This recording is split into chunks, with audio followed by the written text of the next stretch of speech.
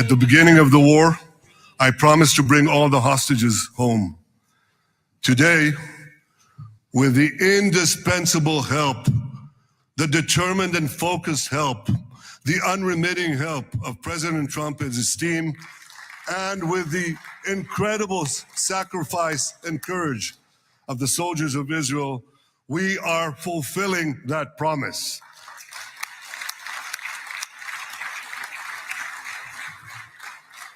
It has been a long journey to get here. In the first week of the war, our brave soldiers put military pressure on Hamas, and the international community put diplomatic pressure on them. This enabled us to secure the release of over 100 hostages. Want to get it off your chest? You're in the right place. They accuse this show of being run by boobs. Well, let me tell you about us boobs. We're real and we're spectacular. Want politics and fun sprinkled with a lot of laughs? Heard in every state in the Union and 1,000 cities around the world. We just finished 16 years of broadcast excellence, now in our 17th year. The Dave Weinbaum Show is streaming live all over the world.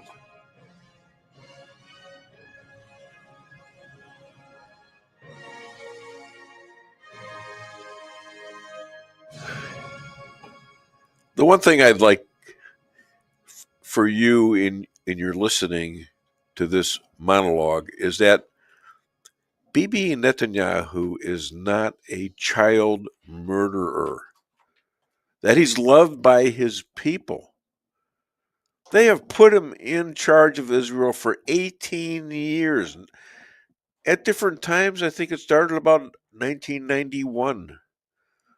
He has always tried for peace before war. But he is surrounded by 1.5 billion Muslims all over the world who recognize Israel as the land of the Jews, but they still want to kill the Jews. On October 6, 2023, I had my friend Rabbi Moshe Rothschild on the show from Israel as Israel was about to expand Trump's Abraham Accords to Saudi Arabia. The Jews, both Israeli and American Jews, were enjoying a festival that day and felt secure, even though they were close to the Gaza border. Some things didn't seem to be kosher to me.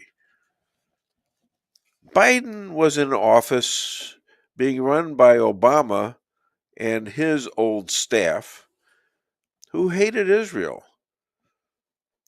And he was apologizing to all the Arab and Muslim countries for their poor treatment from the Bushes.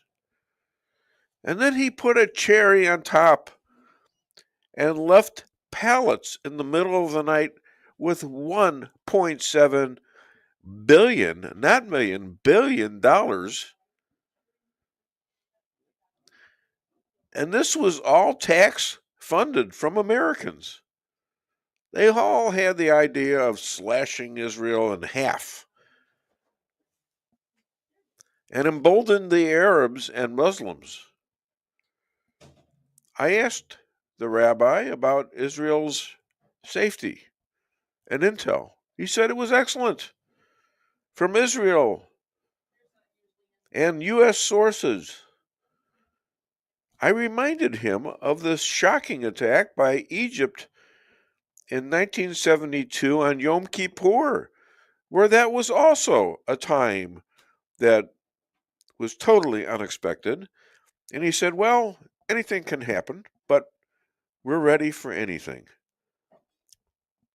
6.5 hours after our conversation is when Hamas hit with the UN joining in, where Yemen Houthis,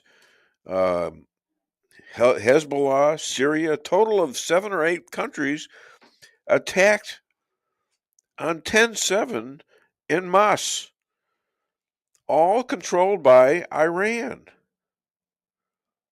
Thank God for his miracles and for inspiring Bibi Netanyahu to fight along with his IDF and his Air Force like a lion to win this war.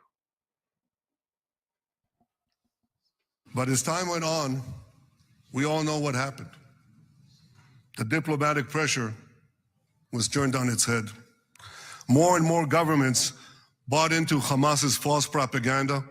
More and more governments succumbed to anti-Semitic mobs in their own countries. They just turned on Israel. They called for us to surrender to Hamas demands, just leave Gaza immediately, they said, end the war without committing to disarm Hamas, without committing to demilitarize Gaza. Had Israel succumbed to those demands, not only would Sinwar, Nasrallah, Assad, and Iran's missile and nuclear program remain intact. Not only that, because in no time, the Hamas killers would be back on the border fence, ready to repeat the horrors of October 7th again and again, as they vowed to do. A man named Donald J. Trump was elected President of the United States.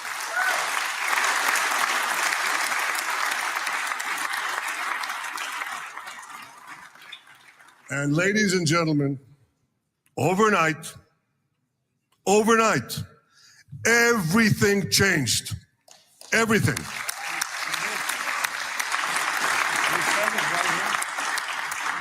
Mr. President, thanks to your unequivocal backing of Israel, we secured a second hostage deal within weeks of your election. And in the months that followed, we worked closely together to forge a path to bring the remaining hostages home and end the war. End the war in a way that ensures the disarming of Hamas, the demilitarization of Gaza, and that Gaza would never again pose a threat to Israel. Welcome to the show. This is Dave Weinbaum. I'm here with my lovely bride, Lisa Ann Weinbaum. Hello, honey. How are you? Good morning. Are you having a good day? Pretty good. Pretty good, yeah. Yeah. Except when I broke my teeth on the bagel? No, except for when you woke me up at 4 a.m. I did? Mm-hmm. Mm-hmm. Okay, you keep saying that, but I don't remember it. That's because you were talking in your sleep. Okay. Well, you were snoring. No, I wasn't. There you go. You can always use that one, folks. You know, oh, you were snoring. Oh, I wasn't. You get them right back on defense again. Okay, you get them right back on defense. Anyways, we've got our producer here, JP Maxwell. Hi, JP. Hey, good morning, everybody. We've got Rick Henderson out in Salem, and he does all the clips and the bits. Does a good job with them. JJ Bradshaw coming on the show, the expert on the Constitution. Rabbi Moshe, think we got anything to talk about? Yeah, I'd say so. Chris Adamo, and he was off for a couple of weeks. Oh, honey. I'm sorry. Jeez, that always happens. This always happens. There's always some interruption. Oh, my God. All right. Do you do this on purpose or what? I'm the interruption in your life, dear. Really? Is that what it is? That's you're talking about this as if it's a disease. I interrupted your happy midlife crisis. Yeah, well, yeah, exactly. Yeah, all right. Chris Adamo coming on at 9:30. He's an expert on all the socialism that's going around this country, and especially he's going to talk about Mendami. You know, Zoran out in New York is probably going to be the next mayor of New York. Imagine that, the most place where all the Jews are, and he's a Jew hater. He's a Hamas supporter, Jew hating socialist who is going to run everybody out of that town. And Trump ain't going to bail him. He knows exactly what's going to happen. Trump. At 10 o'clock, we're going to have Mark. Wait a minute. No. Mark and Pat McCloskey will be on at 10:30. At 10 o'clock, I've got a gentleman by the name of Bill or Bob Willis, and he's got a great story to tell about his books that are now selling all over the world. And he's a good friend of mine. He's my golf teacher. Of course, they didn't do very well the last time we played, but then again, I can blame him now. And so we're in really interesting times. Obviously, we've got the Democrats have shut down the country, and for no good reason. And I don't get to say anything more about that right now because this gentleman's staring at me over there, and I recognize him though, and he is a genius. He knows the Constitution backwards and forward, and he's 257 years old, and he's used to hang out with Washington and Jefferson and Franklin. They used to pick up women at Ye Old Bar down in Virginia, and he is a constitutional genius on this show. Please welcome from Rolla, Missouri, John Jeffrey Bradshaw. This is John Jeffrey's Bradshaw Report, Justice Report. How are you today? Oh, Dave, been a hell of a week, hasn't it? This stuff keeps flying at us. It's amazing since the election. Faster than this old man can keep up with it. Yeah, talking about old man, did you see the schedule Trump had in the last 4 or 5 days? That doesn't kill you off. So, nothing will. You know what killed him? The Energizer Bunny. You know what killed him? I looked at that memoriam for Charlie Kirk and his wife Erica, and he stood for. I mean, she gave a great speech. He gave a great speech, but it's all standing, and this is after flying around the world, pretty much. And he's standing there, and I could see the pain in his eyes when he was standing there. And yesterday, he also had another big day, and he was introducing people to talk. And he says, "You know what? I've had enough standing. Would it be all right if I sat down?" Your monologue covered Gaza and a little bit of POTUS, and since we're talking about POTUS, and segue into Gaza. He had a little speech the other day, I think yesterday, that in which he warned Hamas in Gaza, and I quote, "Stop murdering Gazans, or we will have no choice but to kill you," end quote. I think that's fairly clear. Now, one of the first things that happened, if you recall, several civilians were executed in the town square by Hamas right after the hostage release. Well, you and I both knew that Hamas was not going to back down readily. They weren't going to take care of the terms of this ceasefire agreement. So they still hold arms. And now the interesting thing is that they're killing Palestinians. Yes, civilians. They're not killing Jews, they're killing Palestinians. That's correct. Who voted for them 5 times or something like that to stay in office. How's that being a traitor?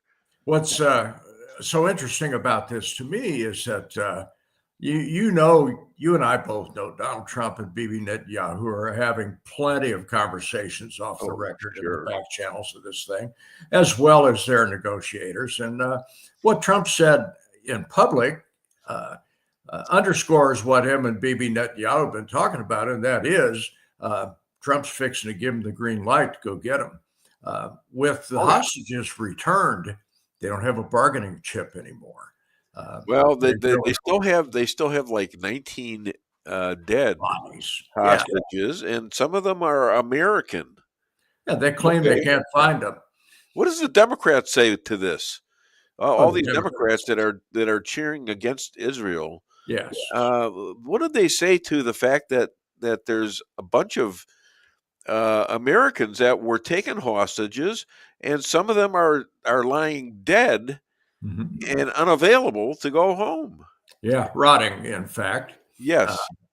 So what do the Democrats say about it? Nothing. They're strangely silent on this thing. Why? Because the Republicans have the bully pulpit here. Yeah. Trump and Bibi Netanyahu pulled a rabbit out of a hat in this thing. And what are the Democrats going to do? Say, well, this is a terrible thing? What, peace is a terrible thing? No. they're screwed, Dave. They're pretty much screwed. Well, that's And what I they think are saying. Americans aren't stupid. We've learned over the years about what they are and what they do, and we're not stupid anymore. We know what they're doing, and their numbers keep going down, and yes. and it doesn't make any sense. I was sure that they would get enough sense to have ended this thing a long time ago, but no, they gotta keep the pain going. They gotta keep soldiers, uh, air controllers, keep these people unpaid FEMA. You got storms coming up the coast now, and they just don't. It doesn't register as to what kind of a strategy is that when what they're fighting for is giving money to places in Africa, to woke countries, to this and that and the other, and not America. Yeah. These are billions of dollars that they're looking to give away of our money instead of feeding our troops. I'm afraid that Chuck Schumer has painted himself into a corner, and he's scrambling right now to try to save some face out of this thing. You know that sooner or later, this is going to end. Sooner or later, and it's pretty obvious the Republicans are not interested in giving in. In fact, they've moved the one of the pawns, or maybe it was a knight, a little bit further on this chessboard by saying, well, how about we bring the defense bill up and vote on that? That'll take a little bit of heat off of this government shutdown. And it really puts the Democrats in a bad spot, because what are they going to do? Nix that bill? Yeah, probably. I have no faith they're going to do anything logical. I thought they'd be a little logical. I thought they'd get it by now that they have a real problem. Oh, Dave, this with is the American great. people, unless they're figuring on doing a revolution or something. From a conservative Republican point of view, this is great for the Republican Party. Why? Because it's been obvious now with 10 votes that the Republicans are very interested in moving this thing forward, and the Democrats are absolutely not. Yeah. Why? The far left, and I'm talking about crazy, lunatic, drooling far left of the Democrat Party, are running the show. Yeah. They got Chucky by some short hairs, and he's in a bad spot. He really can't appease them any further. The moderates in the Democrat Party are looking to skin his hide because it's making them look so bad. This thing, oh, Dave, this is the greatest thing that's happened to the Republican Party in a while, because the midterms are quickly going to be assured. Nobody's going to vote for these nut jobs. Well, that segues right into the next thing, and that's SCOTUS. That's SCOTUS. Yeah. I'm prepared to talk about this a little bit because it is important, and it is the following. Supreme Court of the United States of America has before it, and had for the last couple of days, oral arguments in a lawsuit that is called Louisiana versus Callais. Yeah. Why is that important? Well, way back when, in 1965, a bipartisan Congress approved and was signed into law the Voting Rights Act of 1965. That, with the 14th and 15th Amendment, intended for Black voters to have an equal say in voting throughout the United States. What this did, or at least its intention, was to take the last vestiges of slavery and the Civil War and flush them down the toilet. I have read this legislation. It's got some flaws in it, but the idea was right. That minority voters in this country would have an equal say. Yeah. In other words, we become colorblind. Yeah. That was the intention. Now, always when legislation happens, you got some nut jobs that are going to try to push this thing to the absolute limit. Mostly Democrats, I might add. Yeah. And they have. Over the years since 1965, this thing has been beaten like a redheaded stepchild. Well, it's finally come to a head. What has happened in Louisiana, which is 1/3 Black, you've got 6 representatives in Louisiana and only one of them Black. Okay, is this disproportionate? Yeah, I'm not going to argue that. Okay. How did that happen? Gerrymandering, congressional districts. We've seen it in Texas. We see it in California. We're seeing it in Missouri, where we're redrawing political boundary lines by race. Now, the question is that legal? Section 2 of the Voting Rights Act of 1965 says, and I quote, prohibits voting laws or districting practices that give members of a racial group less opportunity to elect candidates of their choice, end quote. Fairly clear, right? Yeah. The reason this thing's in front of SCOTUS is because Louisiana violated that, or at least apparently violated that. And lower courts have kicked this thing back and forth. And the real question is this: do we and are we legally bound to redraw congressional districts by race? That's a point. That is the point of this. And it can't happen. That's wrong. It has happened, and that's the reason it's sitting in front of the Supreme Court. Now, this has far-reaching implications. What the court does immediately, if they side and say that Section 2 of the Voting Rights Act is not constitutional, the Republicans gain 5, 7, as many as 17 House of Representative votes nationwide if this is kicked out. Well, the Dems hate that. They're all over hating that. So they're politicking hard legally through the legal system. Yeah, but you're still saying that this legislation was to be fair, to get the best person possible in there without using any kind of racial implications. Yeah, that was the intent. Right. And that was bipartisan. Make that clear. That was bipartisan legislation. I was alive in 1965. I watched this stuff happen. Of course, I was even an old man then. But the intent of this was righteous. And it has been pushed and shoved and warped by both sides in the courts over the years and have made it a mess. So now SCOTUS is looking at this thing, okay? The 14th and 15th Amendment play into this as well. And I'm going to quote you a piece of the 15th Amendment. And that is, I quote, the right of citizens of the United States to vote shall not be denied or abridged by the U.S. or any state on account of race, color, or previous condition of servitude, end quote. That came out of the Civil War. That's a piece of this thing that freed the slaves. Right. So you've got constitutional issues here that have been decided by the courts for decades. And now this thing has reared its ugly head. I predict that Section 2 of this Voting Rights Act is going to be seriously altered by the courts. I think that they're going to say, in essence, gerrymandering on account of race is in fact, discrimination. By any measure, it is discrimination. So we should be colorless. We should be colorblind. We should judge people by the contents of their soul. So, as Martin Luther King said, we must be judged by, I'll let you finish that, the contents of our soul. Yeah. Yeah. Not the color of our skin. So the reason I've talked about this in some depth is because it has far-reaching consequences depending on how the Supreme Court chooses to adjudicate this thing. Yeah. And this came up kind of quickly. You know, you hadn't heard a thing about this a month ago. Of course, we had other things that were pressing. But this has now reared its somewhat ugly head, and it has serious constitutional ramifications. Are we going to be a country that doesn't care about color? I think we should be.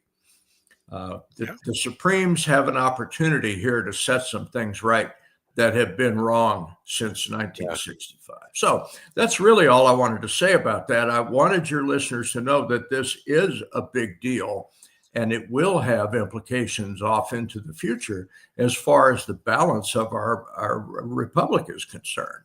Yeah, and right now you're saying it's slanted towards the Democrats. Is that correct? Very much is, yeah. And the Louisiana case, in particular, you've got a third of the state that's black, but you have only 1 out of 6 representatives that's black. Why? Because the white folks have gerrymandered this thing to isolate the blacks. That's what this is racial districting. And the Supremes have to decide if that is constitutional or not. I suggest to you that it is not constitutional. There you go. So, yeah, it's a big deal, at least it is to me. And I wanted to say a few things about it. I wanted your listeners to understand the implications of this thing off. Always appreciate it. You know that. Okay, John Bolton. John Bolton. You know, you look a little like him. Thank you. Actually, I'm a little further right than he is. John Bolton just got indicted. I hope. He got indicted. Huge indictments. Well, there's some subtleties here that are so good, so tasty. Yeah. John Bolton is a Republican. Now, Donald Trump doesn't like him much because John Bolton turned into a traitor on Trump. But and maybe to his country. Consider this. Hillary Clinton, probably guilty of the same sorts of crimes with her server and her Blackberries that were destroyed by BleachBit and so forth. Old scandal there. Our former president of the United States had stuff stored in boxes in his garage. That's mishandling of classified information as well. Were they ever prosecuted? Nah. Why? Is a Democrat regime going to prosecute a Democrat for any kind of crime? No, they're not going to. Well, here we have Donald J. Trump, a Republican administration, getting after a Republican for the same crimes that the Democrats did. They didn't prosecute. Trump's regime is. Why is that? Well, the Democrats will say, well, that's all revenge. He's after his political opponents. He's going to get revenge. Maybe that's his motivation. I don't really care. But the method that he's using is the rule of law, not lawfare, the rule of law. And I think you're going to see dominoes start to fall as a result of that. I think we're already seeing it. We're seeing Comey getting indicted. We're seeing Christopher Wray, probably getting indicted. A couple others from the FBI are probably going to get indicted. Mm-hmm. You got Jack Smith. The special. He's a special kind of idiot. Okay, a special counsel. Jack Smith. Let's not forget Letitia James. Yeah, I mean, there's a lot of them that she is indicted, isn't she? Yeah, she is. She's going to court very shortly. Yeah, good. So it's that kind of thing now is sort of like been broken.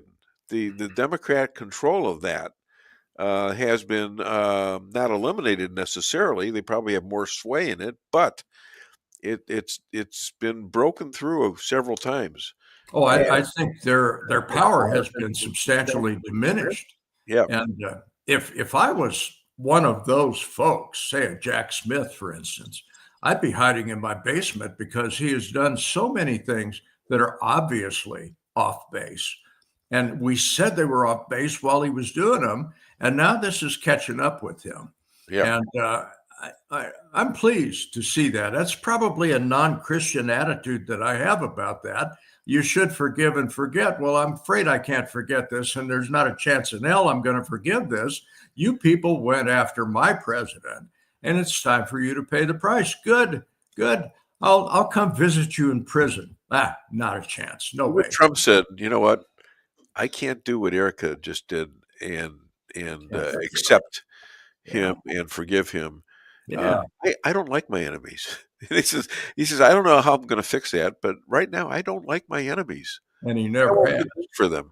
And I'm so pleased about this, Dave. You and I have waited for so long to see some justice actually come out of Washington, D.C. Yeah. During the Obama regime and that awful Biden regime, there was no justice. It was a two-tiered system, and you and I were on the wrong side of the tier. And now this thing is swinging the other direction, and actual law is being used. Let me reiterate, this is not lawfare. Now, the motivations may be, but this is being done by the book. I don't think they are. I think that because of the fact that they committed the original lawfare crimes. And I'm Obama calling did. them crimes because they have so much proof, because they were so sloppy. The Obama administration on forward, the Democrats, they left all the evidence in things like burn rooms. In other words, they were going to burn the evidence and they never got around to it. Why? Because, in my opinion, they never thought Donald Trump was going to survive any of this. I mean, guy's got 34 felony counts as guilty right now. Okay, but that's we know that's not going anywhere, and we know why they did it. Well, they were so convinced that they were impenetrable. They were going to win no matter what, even with a lousy candidate like Hillary. They were convinced that they had it in the bag. Why? Because they cheated like hell. And it blew up in their face. Now all this evidence is laying around. I'm sure they didn't keep very good track of it because they knew that they were never going to be exposed. Right. And here we are. Here we are, Dave. I'm smiling every morning when I get up because I can't wait to see. So am I. I can't wait to see what they're going to do to these guys next. And they're so deserving of it. Yeah, and I can't wait till they cave in on the shutdown. Oh yeah. I mean, what good is that doing anyone? I mean, that's bound to happen, Dave. Well, we're up against the clock. I got a parting shot for you. All right, go ahead. The war in Ukraine. Yeah, the Russians have doubled down on that. Putin is being a spoiled child about it, and Donald Trump, the negotiator that he is, has gotten India to agree that they will cut back and ultimately stop buying Russian oil. India is about a fifth of Russia's oil production, and in the wintertime, about a fourth. This is going to hurt Putin economically. Sure. Well, it won't hurt him. It's going to hurt the man in the street in Russia who's already in dire straits. But at least we're hurting Russia economically. And if Putin won't stop pursuing this war because of political reasons, we'll stop him economically. He'll just run out of cash and won't be able to pursue this thing. My hat's off to Donald J. Trump. You're a pretty smart guy. You got some pretty smart people advising you, and my hat's off to you. And if you run again, I'll vote for you. And he's smart and he's tough. He's tough, smart, and he is original. Yeah, I wouldn't Nobody like this guy. Okay, Dave. All right, my friend. All right. Well, that was a great bit of information, and you have a great weekend. Thank you, Dave. I'll be talking with you again next Friday. Let's hear it for John Jeffrey Bradshaw. Thank you, Dave. Good day. Thank you, JJ. Okay, right now I'd like to go to that Joan Rivers thing. I want you guys to hear what Joan Rivers had to say. You okay? Okay. Yes, I know. Would you please stop bragging? So you have to listen to what Joan Rivers had to say about the way things were in the Middle East, and you'll be shocked to hear what year this was. I don't want to tell you because it's part of the deal here. All right, so I'm trying to get celebrity reactions to what's going on with the Palestinians and Israelis right now. Let me just tell you, if New Jersey were firing rockets into New York, we would wipe them out. I am so bored. We heard they were digging tunnels from New Jersey to New York. We would get rid of Jersey. So I don't want to hear anymore. Oh, we'll do a partial truce. The Palestinians, you cannot throw rockets and expect people not to defend themselves. What about the civilian casualty rate? Then don't put your goddamn things in private homes. I'm sorry. Don't you dare put weapon stashes in private homes, and then we say get out. Of course, we're going to do it. The response normally is where are the civilians supposed to go? I don't care. They started it. You're all insane. They started it. What are you all saying? They started it. The Israelis did not throw their For months this has been going on. How do you resolve What are you supposed to do? How do you resolve How do I know? Because I have been over there. That's how I know. And I wish the world would know. And BBC should be ashamed of themselves. And CNN should be ashamed of themselves. And everybody, stop it already.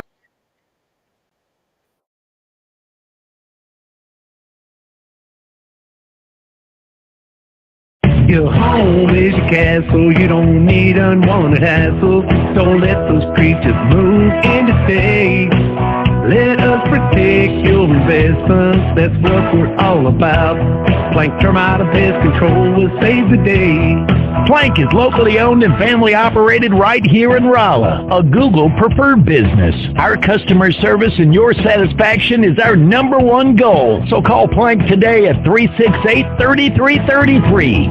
Plank Termite and Pest Control will save the day. Honey, what are you doing?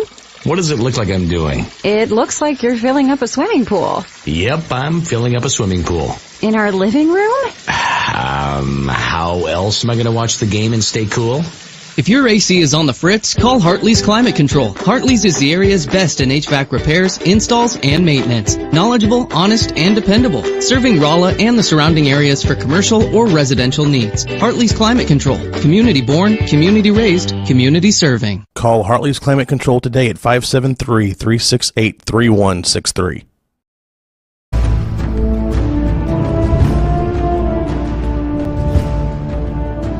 Never be too coy to tell your friends and family about koi sushi and hibachi. Celebrate the best Chinese-Japanese restaurant in the Midwest. Call 573-426-5551 to make a reservation or order takeout. Locally owned, 1808 North Bishop, Rolla, Missouri.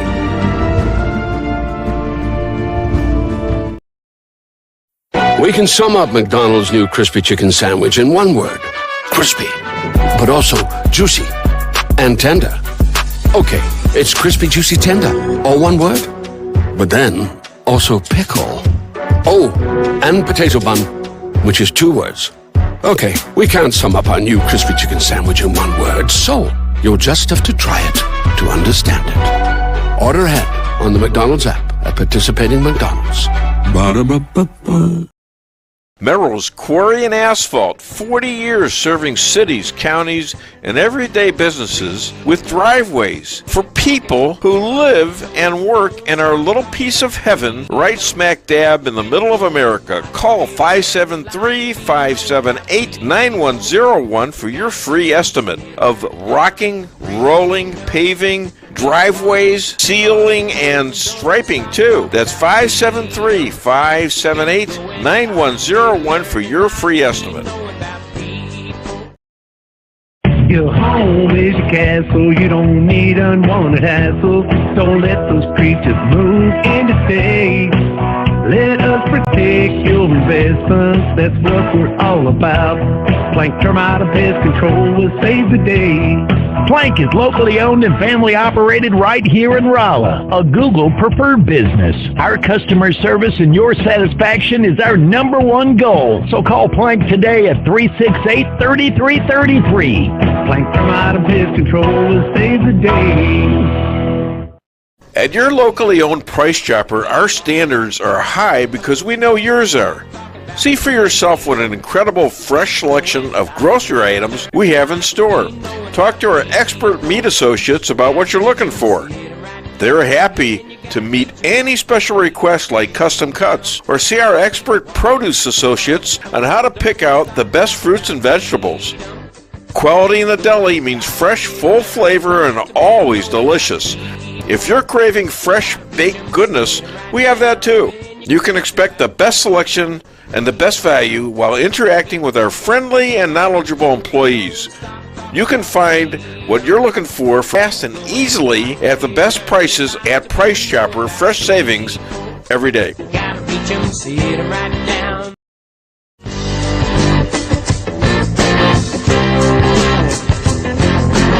A-Car Real Estate, where experience matters. 532 million sold since 2003, the #1 sales volume in Phelps County. As a client for decades, I can say they are the best in mid-Missouri. Call 573-368-7355. That's 573-368-7355 for the best real estate experience you'll ever have. Gotta reach 'em, see it right now.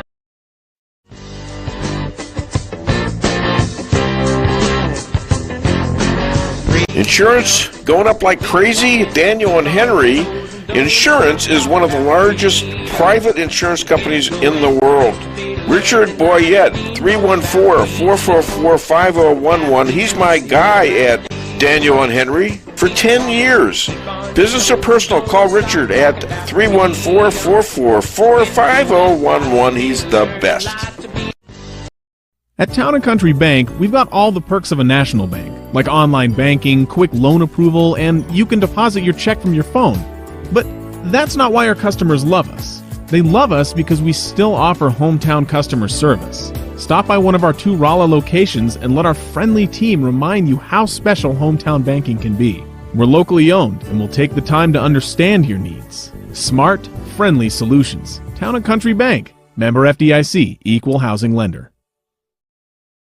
Okay, we're back, and I see a picture of a young man, and he's calling from a long way from America, ladies and gentlemen. He's a wartime rabbi, keeping the covenant with God by putting dollars we give him that takes care of IDF moms and kids. Please welcome all the way from Efrat, Israel, Rabbi Moshe Rothschild. Hi, how are you doing? Good. How are you, Dave? Good.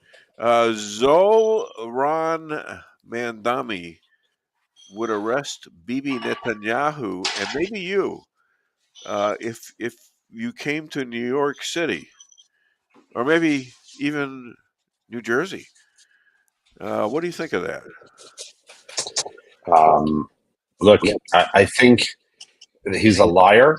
I mean, I think he would try to do that, but in general, I think he's a liar. Yeah.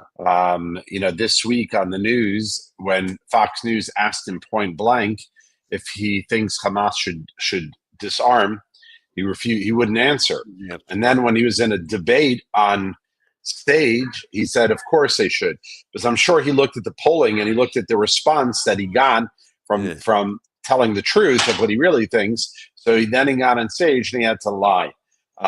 There's a concept in Islam, I think it's called taqiyya, where you can lie for if you think it's going to benefit you. It's going to benefit Islam. You're allowed to lie and tell it. So I don't believe a word he says. And the problem is, it looks like he's going to win.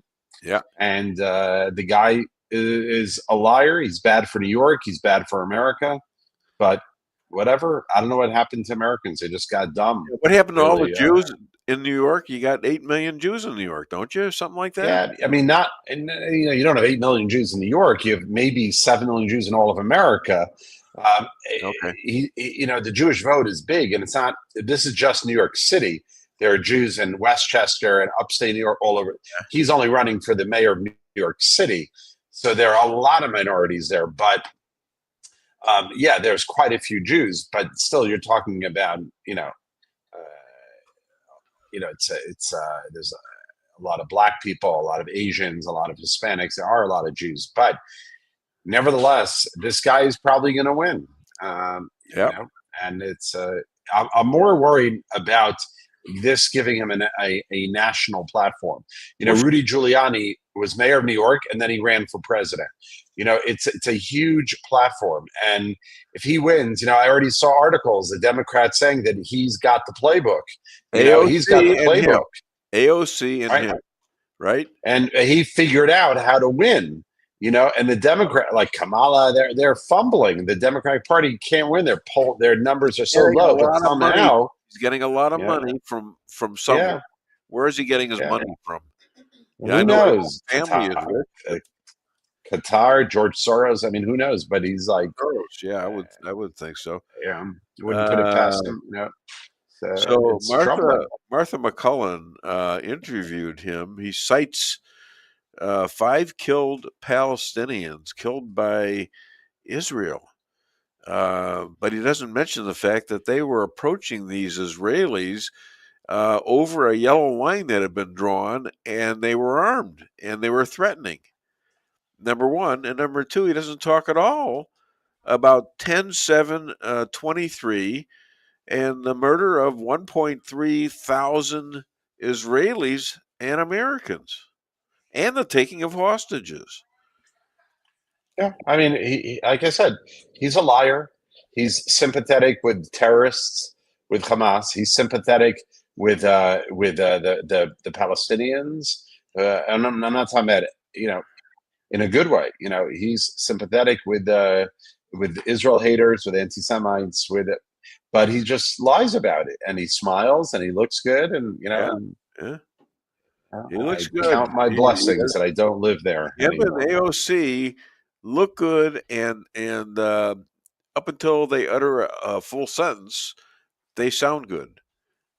But it's not even just his. Forget about Israel for a second. He wants to raise the tax to 52%, something like that, so he could, implement his. They'll all be like billionaires. You see, all right. That's what he's going to do. He's going to take over the grocery stores, take over the buses, take over the trains, make cops not do their jobs, but he's going to get social workers take care of problems. You see, and they're going to let people out of jail like they're doing now. How's that working out? Yeah. It'll certainly be interesting to watch. It's like watching, God forbid, a traffic accident, and you're driving on the other side of the road, and you can't help but look, rubbernecking. You can't help but look. It's like I feel like I'm watching a train on a collision course right now as I watch the New York City politics. Well, this is where we hopefully can make a difference, because there's other people that may or may not agree with this, listening to this, listening to it in a lot of different places, and hopefully they're reasoning, the ones that can reason, are looking at this and saying, did this guy really say that? If they're not watching the proper news, if you're watching this, you know this now. You know what he said. You know what he's going to do. 33 Palestinians executed 33 Palestinians were executed with bullets to the head by Hamas just within the last couple of days, and they wanted a big crowd so they can influence. Yeah, we have videos of it. Yeah, videos of it. They're very proud of this. Of course, they're very proud of the of 10/7/23 as well. Of course, let's not be fooled. This was not a peace agreement. This was a ceasefire to get our hostages out, and Israel still controls 53% of the Gaza Strip. And they reported in the news today they're going to actually enact. They're going to put up a barrier, and anyone that crosses that's going to be shot as an infiltrator. And if we have to, as Trump said this week, we're going to go in, and his exact words is, we're going to kill them. That's what Trump said. And we're not playing games. Well, they're not giving up their arms, are they? If they're assassinating people right now, they're not giving up their arms. Right. Stage 2 is that they're supposed to, of course, give up their arms. But you know what? They've lost more than half of the territory there, and we can take back the rest in no time if we need to, and we will. That's my prediction. If you want my prophecy, what's going to happen is that Israel's going to go back in with strong military force in not too short order, with the blessing of Donald Trump in the United States, because and I think they're going to get frustrated with Hamas. I think it's also with the blessing of God. Yeah, but the thing is that this time there are no live hostages to be concerned that we're going to kill, and it's going to be different this time. It's going to be more like what happened in Lebanon. We're going to go in with the full force of the IDF, not have to walk on eggshells, wondering if we're killing our own people. And I think that's going to happen, whether it's in a day or two, in a week or two, I don't know, but I think that's exactly what's going to happen. I think so, and I don't think you have too many Arab nations out there who want this anymore. Are there? Seriously, are there nations. I know Trump wants to go ahead with Abraham Accords, and I can see that happening because they're not stupid. They know this is a losing cause. Number one, and number two, they're business people. They're the average Muslim. You give them about many of them don't care about what happens to their kids or them for that matter. But a lot of them are beginning to understand that that's no way to live. Look what happens. Look what happens. Do you really want to live like Hamas? Right. And look, after decades of betting on the wrong horse, yes, the question is, are they going to change? Now, yes, you might have some changes in Saudi Arabia, maybe in Lebanon. You're not going to have changes in Gaza. Hamas and the Palestinian Authority are not going to wake up one morning and say, gee, we've been wrong all along. We need to really rethink our course, and we're going to lay down our arms. I can never see that happening. I can see that happening in Saudi Arabia. I could see it happening in Lebanon. I could see it happening in Syria. I could see these countries turning around and saying we need to rechart our course. It will never happen in Gaza. That's why I think the only thing that's going to happen is that we're going to renew fire. We're going to renew the war. And are you going to take it back again and make it part of Israel as it was? I mean, that I don't know. But what I do know is this: Hamas is lying. Israel has told them, we know exactly which hostages that are dead that you have access to. We know exactly. And what's so sickening, think about how dumb the world is, that for months they're telling us, 65,000 people dead. How do you know that number? Because the Hamas knows exactly who was killed. But they can't find 24 dead bodies. Yeah. They don't know where they are. But somehow they can manage to count 67,000 dead people, but they can't find 24. Like, it's a total lie. It's BS. Yes, they're counting on that to continue the time they have left by saying, well, they're not going to attack us because they're making huge mistakes. They made huge mistakes when they invaded in the first place. Wouldn't you agree? They had no idea. But nevertheless, they are not going to change their stripes. They're not going to change their spots. They're just not going to do it. There's not going to be an Abraham Accords with Hamas or with Gaza or the Palestinian Authority. There's only one path. I don't think, not with even Iran either, but there's only one path here. There's a collision course with Hamas again. There will never be an Abraham Accords with Iran as long as the Ayatollah is controlling the country. Yes, if the regime falls, which is only 30% of the country, but they're heavily armed, if the regime falls, there's a chance. It can happen, no problem. It can happen overnight. But the regime has to fall. The Ayatollah and his cronies, they're not signing any agreements. They're going to go down with the ship. And Hamas they're cut from the same cloth. So, it's great we got the live hostages out. It frees us. About this one released hostage, Eitan Moore. Yeah. So it was interesting. His parents never fought for him. His parents did not believe that the right strategy was what was called the Hostage Forum did, and that was put pressure on the Israeli government to, so to speak, bring them home. He said, no, it's not a problem of the Israeli government. It's a problem from Hamas. It's a problem of the world. And we cannot put pressure on the Israeli government, which serves the interests of Hamas. So he said, my son will understand. He will understand. And so they're a unique family, and the son ended up surviving. In fact, one of the heads of the military wings of Hamas, it's been reported that he said that the guy told him, because your parents are protesting, we're going to let you out first, meaning that he's not a high value target. They don't. The more someone is worth, the more Hamas is going to try to hold him as a bargaining chip. And so, since his father felt that it's not going to work, it's not going to help me put pressure on the Israeli government, so Hamas is like, okay, you're going to be the first one released. Now, he wasn't in the end, but he got released. It's very unique. He got released. He made it till the end. They didn't kill him. So But you see that did they fatten some of these people up? Yeah, Israel told them, in the last couple of days after the ceasefire agreement was signed, they said, please do not do that. If you suddenly feed people who haven't eaten for 2 years, they literally can die. It happened in the Holocaust. At the end of the Holocaust, starving Jews they saw food, and some people, they literally made it to the end, and then they died because they overate. And so Hamas just, of course, ignored them and try to fatten them up in order so that they wouldn't look like skeletons when they came out. These guys are ruthless.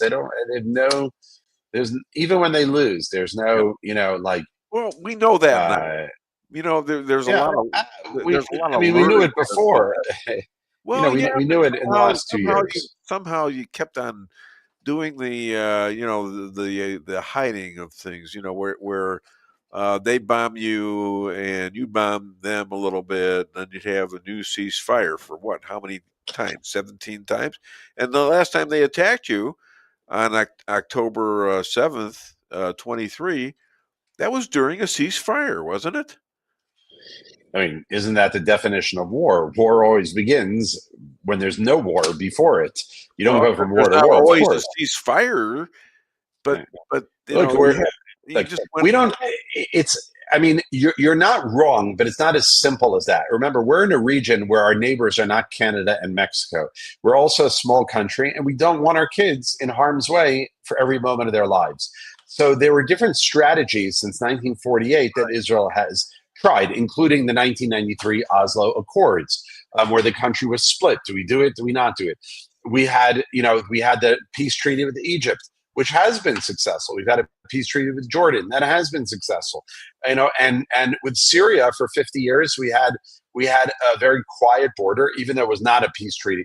So Israel has tried different things. I don't blame different governments for trying it. Look, my son has been in Gaza for 2 years. So it's very easy to say, hey, let's just fight for the next 5 years, and he's going crazy. But we could fight for another 5 years. We could be constantly fighting on every border without a problem. We have no shortage of enemies. We have no shortage of people around us that want us dead. The Houthis, they don't even have a border with us. They're 1,000 kilometers away, and we have to deal with them. They just hate America. Right, I'm saying America doesn't know what that means, right? Imagine you're getting bombarded not from Mexico or Canada, but from Brazil, which is on the southern end of South America. Like, we have enemies that are shooting at us. Israel's in a position where we can't say, okay, we're just going to fight for 50 years. We don't have a volunteer military. We have a society that comes to a halt when we go to war. So Netanyahu, it turns out he was wrong, 100% wrong. He tried a certain strategy that was wrong. So I do blame him for that, but I also give him credit for the last 2 years. So it is very complicated. I 100% agree with you. You're right. These guys cannot be appeased, and we've learned a lot. And this idea of tit for tat did not work. But understand why they tried it is important, because they don't want to be at war constantly. We don't want to be putting our kids in harm's way constantly. If there is some other solution, let's give that a try. And so Bibi tried that. He's not a dummy. Right. He's a smart guy. Tried it over a long period of time too. Yeah, and it was a miserable failure, and we know that. So I have to give credit. He's had a lot of backbone for 2 years under enormous pressure from the Israeli left, under enormous international pressure, under pressure from Biden and Kamala and all of their cronies. And he stayed the course. Well, I understand that, and I understand the problem of having continual war, but you're not going to get anywhere unless you do exactly what you did. 100%. Right now, to them, knowing full well, they know full well what it's like now. Yeah. To be under the gun, like they thought they had you under they thought they had you. They thought. I think they're shocked. I think they're shocked how far we've gone that we spent 2 years. Listen, I think we're shocked. We're shocked at how well they did. Right. Some of the stuff was just magical. It had to be. It had to be a miracle. It had to be a God-given miracle who saw things and when he saw us get, I'm beginning to wonder if we had been that adjutant-wised over Jews in the Holocaust, that if we had really fought effectively there with other countries, other Jews helping out, I think we would have had God's hand with us. Yeah, just we didn't have a state. If we had a state, it would have been different. Well, maybe that was part of God getting us back to Israel. Yeah, Let me mention this one more time. The only anointed indigenous state ever given by God to anyone. Is that right? That is correct. Thank you. All right. 100%. And yeah. Anyhow, interesting times.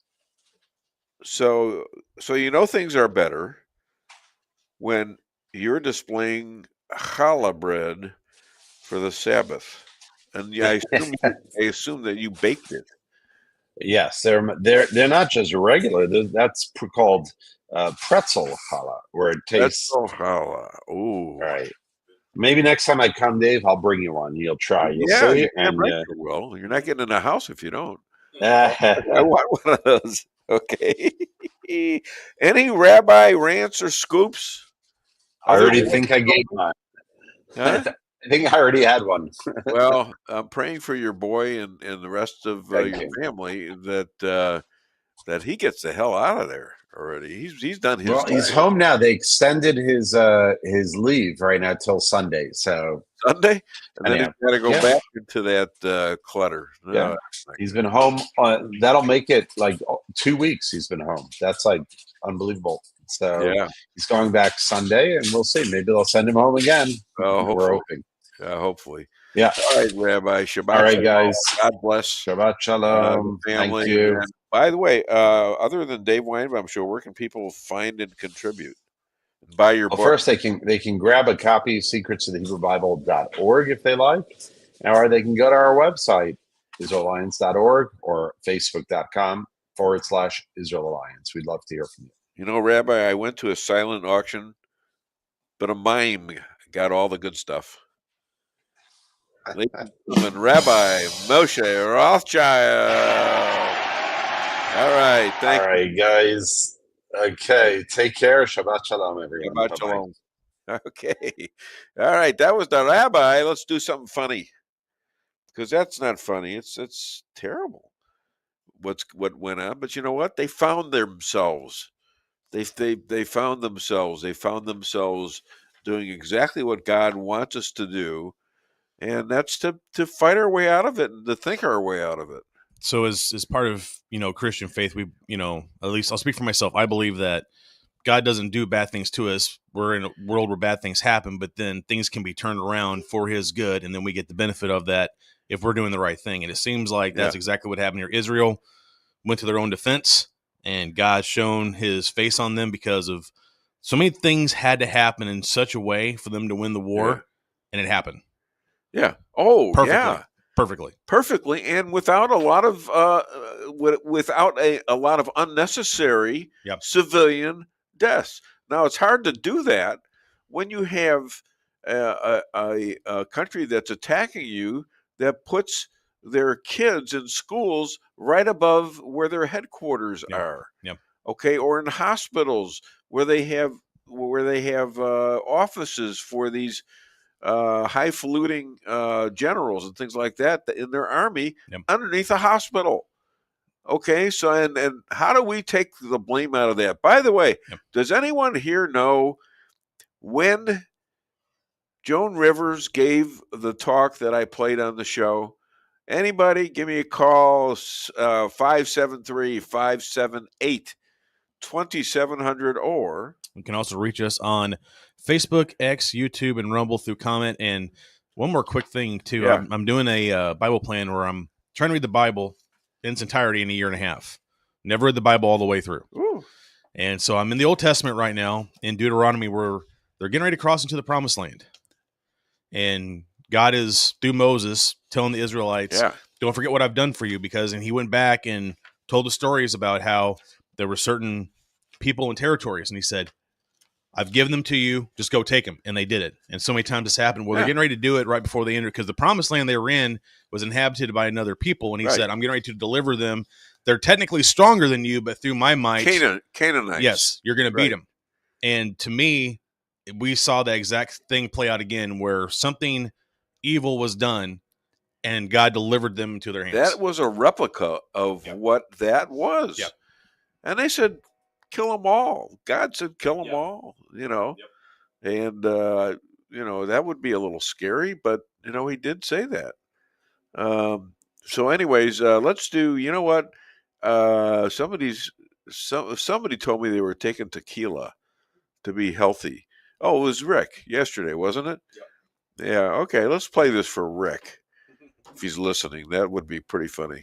Tequila can help ease you out of your shyness and let you tell the world that you're ready and willing to do just about anything. You'll notice the benefits of tequila almost immediately. And with a regimen of regular doses, you can overcome any obstacles that prevent you from living the life you want to live. Shyness and awkwardness will be a thing of the past, and you'll discover many talents you never knew you had. Stop hiding and start living with tequila. Tequila may not be right for everyone. Women who are pregnant or nursing should not use tequila. However, women who wouldn't mind nursing or becoming pregnant are encouraged to try it. Side effects may include dizziness, nausea, vomiting, incarceration, erotic lustfulness, loss of motor control, loss of clothing, loss of money, loss of virginity, delusions of grandeur, table dancing, headache, dehydration, dry mouth, and a desire to sing karaoke and play all-night rounds of strip poker, truth or dare, and naked twister. Warning, the consumption of alcohol may make you think you're whispering when you're not, is a major factor in dancing like a retard, may cause you to tell your friends over and over again that you're in love with them, also may cause you to think you can sing. Alcohol may lead you to believe that ex-lovers are really dying for you to telephone them at 4 in the morning. Alcohol may make you think you can logically converse with members of the opposite sex without spitting. It may create the illusion that you are tougher, smarter, faster, and better looking than most people. And it may lead you to think people are laughing with you. Alcohol may cause pregnancy. And it also may be a major factor in getting your ass kicked. So what are you waiting for? Stop hiding and start living with tequila. I can't think of a better segue than to be talking to some guy in southern Missouri by the name of Adolph. Is that you, Adolph? Yeah, it's me. Ah, what a guess. Okay. Hi there. How are you doing today? I'm good. How are you? Oh, not too bad. Not too bad. Good. Been worse. Yeah, right. You know these Democrats are so hypocritical. They forget way back in the 60s, how many times did Democrat presidents call up the National Guard to the states to cover getting kids in school, sure, Martin Luther King marches, and they called up the National Guard, and nobody complained about that, except for the Democrat governors. Well, I can't wait to see Pritzker. Is it what's his name again? Pritzker. I can't wait to see him let off in cuffs, because he's threatening. You know, he's come get me. My God, they're going to have to get double-sized cuffs, though, I got to tell you. There's 3 sets on him. Yeah. I mean, it's amazing. Yeah. Get him a girdle. Make him look good, you know? Do they make him that big? I should laugh. I'm kind of chubby, too, but I'm losing weight. Hey, ho. Yeah, you are. Barack Obama has got to go, and he's gone, I think. There you go. Well, all right, I've been losing weight too. I lost 60 pounds in the last year and a half. Yeah, I know. You're skinny. You Yeah. need to eat. You need to eat more. Hey, how's Joanne? Oh, she's doing great. Good. We've been hanging in there and getting my chemo and all that other good stuff, and I'm still around and kicking, so I can't complain. Are you getting better or worse? Don't know yet. Well, you Gotta sound have good. Another CT scan probably next couple of weeks or something like that. See how it's working. Yeah, so you have to deal with a lot of nurses and things like that, don't you? Yeah. Yeah. Well, we, I got to tell you, take it as it comes. I got to tell you, nurses make the best stand-up comics. They know where to stick the needles. Oh, there you go. There you go. All right. You have a great weekend, and hi to Joanne, okay? Can do. All right. Thanks a lot. Bye-bye. You bet. Have a good one. Yeah, you too. Listen to the show. You never listen to the show, I know that. Well, I got lawn to mow. Okay. Oh, that's always the excuse. I want to mow the lawn. Yes, I have to do my toenails today. I have to cut my toenails. That's more important than listening to this show. That pisses me off. Don't do that to me. Golly, I do a lot of work on. Do I do work on this show? Yeah, honey? yeah, you do. You're not honey. Get off my line. What's the matter with you? Are you sick? Yes, you are, and I love you though. All right. Okay. So Have a great one. do I not work on this show? What are you doing? It's already been answered. I was talking to you. Honey already answered you from the phone. All right. Get off my back. Golly, what the hell? Born at night, just not last night, you know. All right, well, coming up, we've got Chris Adamo. Is that the next one? Yes, Chris Adamo. Oh, I got a lot of stuff for him. He is the anti-socialist. We're going to talk about Mondami again and the other idiots in the Democratic Party, the stupid stuff they're doing. And then we're going to have Bob Willis, who's got books out like you wouldn't believe. And they're being sold all over the world. He's got people in Germany buying The Last Buffalo in Kansas, Germany, and it's in English. And he went to his producers, The Last Buffalo. He went to the guys, his agents or whatever they were, and said, "Shouldn't we put this in German?" She said, "No, everybody in Germany talks English." How did that happen? I don't think that's right. That's what they said. Now would they? A producer would never. I mean, I think it would make sense that there's probably a good amount that speak English, but I doubt the entire country does. Yeah. Yeah. All right. So let's do. Let's see. Where's Bridget? Do we have? Bridget could tell us. Remember Bridget? Oh, yes. Yeah. Where's Bridget? Bridget from Maine. She hasn't called in a while. She did, but we missed the call Oh, we did. 2 weeks ago. Oh. Yeah. we get so Sorry. many, and a lot of them get marked as spam, especially on the East Coast. Yeah. Oh, yeah. That's right. Yeah. So, yeah, she Well, I think called. we were in a big discussion towards the end of the show. I called her back. Yeah. And she was all hissy and pissy until I straightened her out. Oh, jeez. Dave. Yeah. Well, Tread carefully here. well, hey, that's a great place. It's got lobster. That's where lobster comes from, Maine, for goodness I know. sakes. And syrup. Yeah. And what? And syrup. Syrup. Yes. Syrup. Yeah. Is that from Maine? I thought that was from like. She sent us original syrup. Oh. After she moved, yes. All right. So, my friend Bob doesn't know this, but he got a birdie in the tournament, and that was the only birdie we had all day. That's just terrible. wasn't a good day of golf. This was Tuesday, and so I had a bottle of whiskey with stuff in it. The maple syrup in it. Maple syrup whiskey. Oh my God. Smoked maple whiskey. Okay. And so we were supposed to take a drink of it. We didn't do it. It was like towards the end of it, and we didn't get it later or the next day when I had a drink with another of our friends, a guy named Bob Ravenscraft. And so, in fact, that's how I got him for the show. He said he wanted me to stay for a second drink.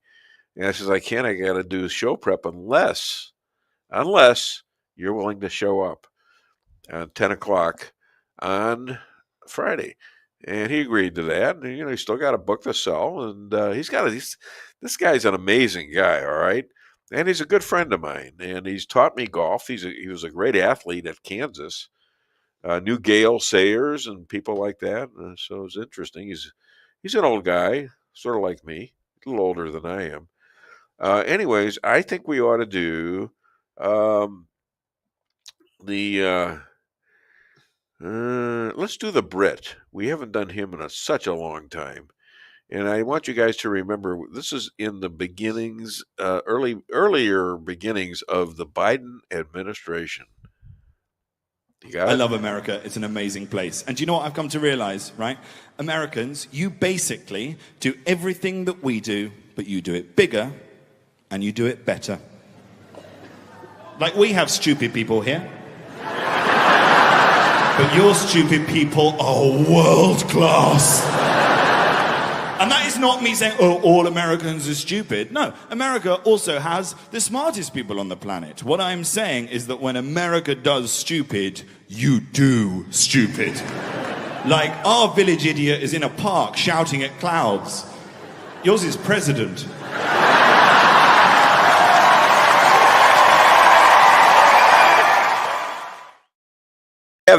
We couldn't have that kind of talk if it was Kamala. She would have stopped all that. You know what she says? She's the most qualified person in the world to be president, and she barely lost. I mean, barely lost. Is she gonna run again? I think she will. I think she's crazy. And you know, the name that I heard come up again the other day. I almost couldn't believe it, but it came up again. Who? Hillary. I'm not making this up. I was listening to a thing and they said, yeah, we need Hillary back. And I was like, who said really? that? I don't remember where it was, but was it an institution somewhere that this person was I was in? hoping with the white jackets. Yeah, that's what I was hoping for. No, it was somewhere, maybe CNN, NBC, somewhere. There was a little clip and it's like, we need Hillary back. We need Hillary. Wow. I think she's going to get indicted too. Setting it. Well, they set up the whole Russia deal. They set it all up. They even got a phony guy in England to write a dossier that was Steele, I think, and they involved people like I just saw a flash. I got to read this. Coach Ravenscraft was my sociology teacher in high school and my husband's basketball coach. We love Coach Raven. Yeah, we love him too, and he's a great guy. He's having trouble with his hands and had some operations on there and an operation on his arm, and he's trying to get back on the golf course. So we have another person in our community that was a really good golfer and somebody who ran Oak Meadow Country Club for a long time. And of course, they're having his services for the family this week in his memorial service. So, that's Kent Dinsdale. In case you're wondering, I think they're having the event at Null and Son, the funeral itself, and then there's going to be a celebration of life at the country club. He was a great guy, he really was, and it was very sad that he got cancer, and it wasn't but a couple of months when he actually turned from a young looking guy, I think around in his 60s. Yeah. And and suddenly he looked old. It took about 2 months to look that way. Chemo did it? The chemo did it. Yeah. So what does chemo do for you then? In best case scenario, they said, Martha put in her post that it would give him maybe a year or two. Worst case scenario, 6 months. And about that's what it got. Right at about 6 months. So. Yeah, because didn't he find out like February or March? It was already stage 4 or something like that. She announced it starting April. So. Well, I'm getting really sad here. I know. Let's do the left dais, the left leaning dais. Huh? You know what I'm talking about? The baby Trump. Yeah. Okay. Now this one's pretty funny too, and we've done this before. It's just these little baby things where they're doing this baby stuff. It's so cute and funny. It's just incredible. So we're going to do this, and we'll see where this takes us. You're ready. Here he comes. But Americans are not struggling. You know, this is the worst platform. Who put this stage up here? This is the worst. The frickin' place is falling down. I noticed it keeps tilting further left. Like too many other things. But Americans are not struggling. You know, this is the worst platform. Who put this stage up here? This is the worst. The frickin' place is falling down. I noticed it keeps tilting further left. Like too many other things. Okay, wait a minute. How does this work? Does Trump that's Trump's voice, okay? So does he cooperating with this?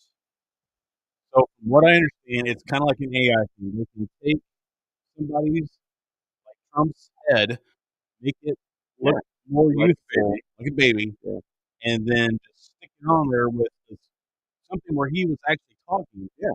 And with AI, they can make the voice. So was he involved in making this? No, what they did was this was another place where he was actually giving a speech, and he took that and with AI just put that over his face, made it look like a baby. Yeah. But it's actually his voice from something that he really talked about. And he was barefoot in shorts. He's wearing a big red tie. You know, in real life, he would have been dressed. And Yeah. the rest of it's all AI just put over his face. That's all it is. We It's gotta all AI try created. to do some of that on our own. I have no idea how to You do know that. how to do this? Yeah. Yeah, talk to her about that. Hey, well, you know, my son Aaron gets me into the public a lot with bits in the clips. I know, I'm in shorts right now. Here. Baby.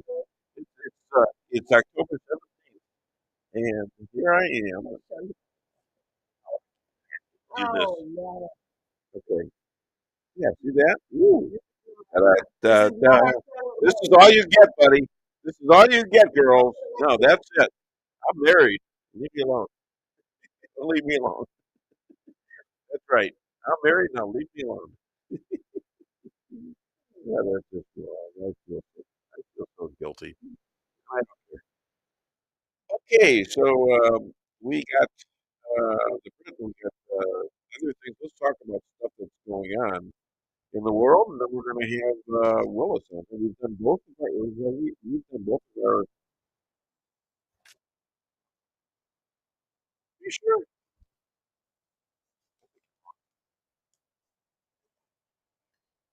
Yeah. I think we just gave a. Did we just have a commercial break? Okay. All right. Well, I think you're wrong. Okay. So, standing meeting for 8 minutes, and BB Dermer, that's Ron Dermer, who is his best friend, and who is always like second in command, and he did a lot of the negotiating with Hamas. And he was great on my show about 2015. And Marco Rubio, Pete Texas, and General Dan King. They were the guys that did all the gut work. Steve Wickoff, Jared, and Michael, Mike Huckabee. These are Netanyahu heroes that helped do the deal. Now, whether the deal's going to last or not, you can't predict these things. Right now, Trump is in the middle of it, and with what's the guy in Ukraine? You know, Zelensky. Yeah, Zelensky today is at the White House. I think Trump talked to Putin recently, and Putin's he's putting this war in a different level. Actually, throwing a lot more stuff at Ukraine. So we're going to see what happens. Trump says, "Oh, it was a pretty good call." We'll see. I know Zelensky wants to get the hell out of there, and we'll see what happens. But if he can accomplish that, think of all the countries that he has taken out of war. And all the Democrats were saying he's going to get us into World War III. And right now we are kind of at war. We're at war with who? We're at war with Venezuela. We actually are in the middle of a war with Venezuela. The woman who actually won the Nobel Peace Prize came in second, allegedly, to Maduro, who allegedly stole the election, and he's an illegal. Trump considers him a fraud, and he's been shooting these boats and killing these boats because they're carrying fentanyl and other drugs, cocaine, to the United States. Tons of people are dying from these drugs. You probably know some whose kids have experimented and things like that, and it kills you. And so Trump now he can't find a boat to hit. So now they're looking over the landscape of Venezuela to see if they got cartels coming towards Mexico and then towards the United States, to where they're setting a reward for killing ICE officers. Think of that. They're saying for information you get 2,000, for a location 10,000, and an actual kill they get 50,000. Can you believe that? Now that's a war right there. That's a reason to have a war. And I think Pritzker's getting pretty close to that. And Johnson, he's the mayor of Chicago. Trump ain't going to put up with that. I mean, and Pritzker's a dumbass. He really is. I just, if you listen to him long enough, his father, that's the Hyatt Hotel deal, and but the stuff he's saying is really stupid, and especially when it comes to 1-6, the 1-6ers, and the 1-6ers getting money. We're going to have Mark McCloskey on the show later. Hopefully his wife shows up, Pat. But he's the main lawyer to all the pardoned and still in jail 1-6ers. So yeah, and unfortunately, from the way Mark talked on his last visit, it sounds like he's going to be in for a legal battle, probably to be able to get any kind of money for all the horrible things that were done to all these 1-6ers. I mean, the stories are horrific, and yet not want to give them compensation. That's going to be interesting to see how they end up having to fight this. Now the FBI guys,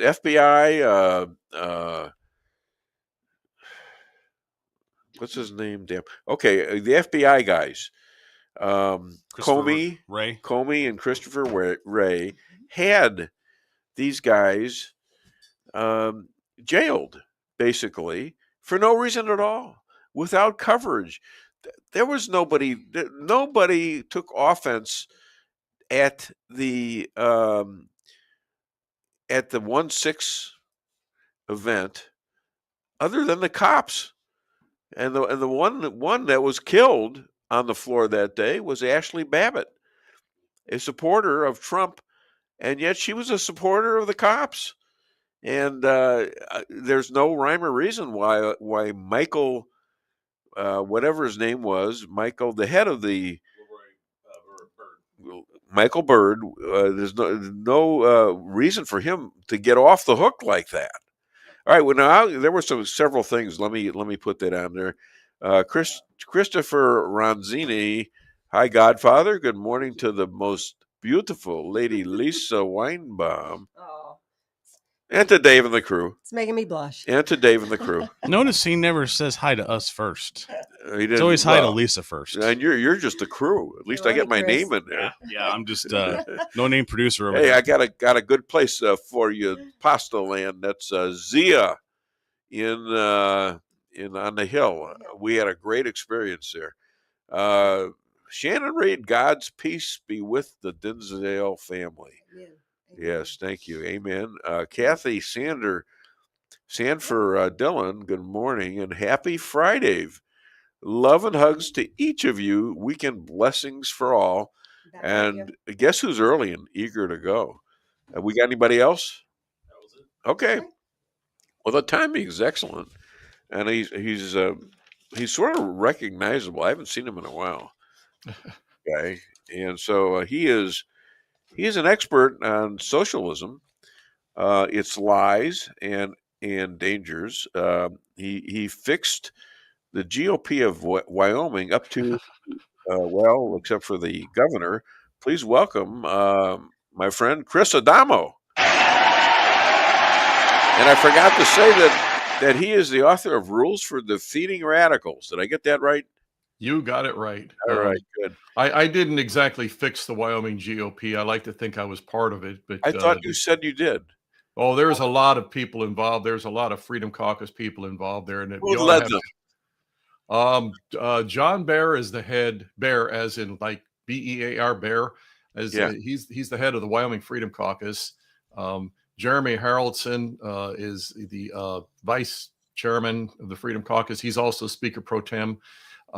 Chip Nyman is the Speaker of the House in the Wyoming Legislature. And no, there's a bunch of great people, courageous people. The rhinos are attacking them kind of, very predictably. It's still going on. They're still trying to undermine them. The rhinos are still trying to reassert themselves in Wyoming, as in everywhere else. It's ongoing battle. But these guys have really turned the tables on them. And yeah, you're right. The governor of Wyoming, Mark Gordon, there's a kind of a standard carpetbagger move that happens in Wyoming because it's a low population state. You can actually campaign there relatively inexpensively. So you have these carpetbaggers that come in from out of state, frequently Democrats. They come to Wyoming and go, oh, well, you have to call yourself a Republican when you get to Wyoming because everybody's a Republican here. So he comes in, he's a Republican. He does the two main things, which is he says, we won't mess with the Second Amendment. We're going to protect the Second Amendment, and we won't try to implement a state income tax. And then he gets in office and governs like a Vermont Democrat. Yeah. So how come you guys didn't see this coming? Oh, they saw we fought this for years. What happened? Now I got involved, and by the way, just so the audience knows, you know this, I don't live in Wyoming anymore, but I have lots of ties there, and I still do a lot of interaction with Wyoming. He's the only Italian that went there on a release program, and he's now left Wyoming. Did they find you in Wyoming? You got shame on you, David. This is terrible. I know it's terrible. That's pretty bad. Yeah. But no, we got involved in Wyoming politics in 1992, and just to give you a little background there, I was kind of like everybody else around there. Hey, we're in a good, solid, conservative Republican state. There was a saying, I don't know if they still use it these days, but they used to say, Wyoming is what America was. Okay, so we get involved in the political realm. We go to the first Republican convention, and we get laughed out of the room by the Republicans because we're conservative. Okay, so the Republican Party was so liberal that you get up there and you try and introduce a pro-life plank for the Republican platform, and they mocked us and laughed us out of the room. This went on for about a dozen years. Little by little, we were getting more and more people involved at the grassroots because we're saying, look, you think your Republican Party is conservative. It's not. Let me show you what they've done. Let me show what they stand for. People are going, you know what? Now that we look at it, our taxes are going up. Yeah. The schools are getting worse with, just one ridiculous thing after another. So people started getting involved. And again, I didn't lead the charge on that, but I'll take credit for some of it. But there was a bunch of us involved, and it was a long process. And in the 2018, 2016, 2018, I don't know the exact years, we finally got a true conservative as the head of the Wyoming GOP, the party apparatus. Then they started electing real Republicans, real conservatives to the state legislature, and they ended up having a complete turnaround in the two houses, right? The legislature and then the Senate. They had a complete turnaround in the legislature where the Speaker of the House, Chip Nyman, great guy, fantastic conservative, good Christian man. He's a stalwart, okay, and they run it as conservatives. Okay, the Senate you still got because you have a longer election cycle in the Senate. It's 4 years as opposed to 2 years. They still have more of a hold there. The rhinos do, and the big money is coming in from out of state to finance the rhinos because your Soros money, your globalist money, all this crowd that typically funds Democrats elsewhere in the country, they'll fund liberal Republicans in Wyoming because it's hard to get a Democrat elected. You literally have in the House, you have 40 some Republicans and 4 or 5 Democrats. Okay, but if you can get a a liberal Republican in there who votes like a Democrat, if it walks like a Democrat, if it quacks like a Democrat, good enough. So where does Dick Cheney and Liz Cheney fall into this? Well, they were part of that old guard, that crowd that we ran up against again in the 1990s. They were entrenched. They had the power. There was a couple of families that had that in Wyoming. The Cheneys were one of them. The Simpsons. We had at that same time in the 1990s. We had Senator Alan Simpson. Now, bald guy. We should talk. Yeah, well, I won't throw stones there. Okay, but stones. I'm bald. I'm very. So you see me hiding my baldness? Alan Simpson was as liberal as any Democrat, but he was the second ranking Republican in the United States Senate. He was right behind, I believe it was Trent Lott, who was the Senate majority leader, and then there was the floor leader or something. That was Alan Simpson. Okay, and badge of honor, I will tell you this: Alan Simpson personally detested me, because during that period of time, I would go to the newspapers and put letters in the newspaper, letter to the editor. Every time he'd open his mouth, he sounds like a Vermont Democrat, and I'd call him out on it. And so this was how we worked the process to start actually changing the tide in Wyoming. Yeah. All right. So here's something I want to throw at you. Remember Elon Musk's big balls when they were investigating certain programs for waste? Well, two teens, 15 years old, both black, beat him close to death. Yep. The D.C. judge, also black, Kendra Briggs, sentenced them to simple probation, stating her job was to rehabilitate, not punish. Okay, for that rehabilitate garbage that she spoke was an excuse. It was a deflection. Now, I'm going to take a rather a dark turn. If they were white, what do you think would have happened? I think they still would have been let out, because I'll tell you what, the first time, I understand where you're going, and there's a racial angle to this with some of these people, but you have to understand, ultimately they're leftists. Okay, ultimately they're leftists. Now, let me give you the example of the first time that I saw this pattern. I'm not saying it's the first time it happened.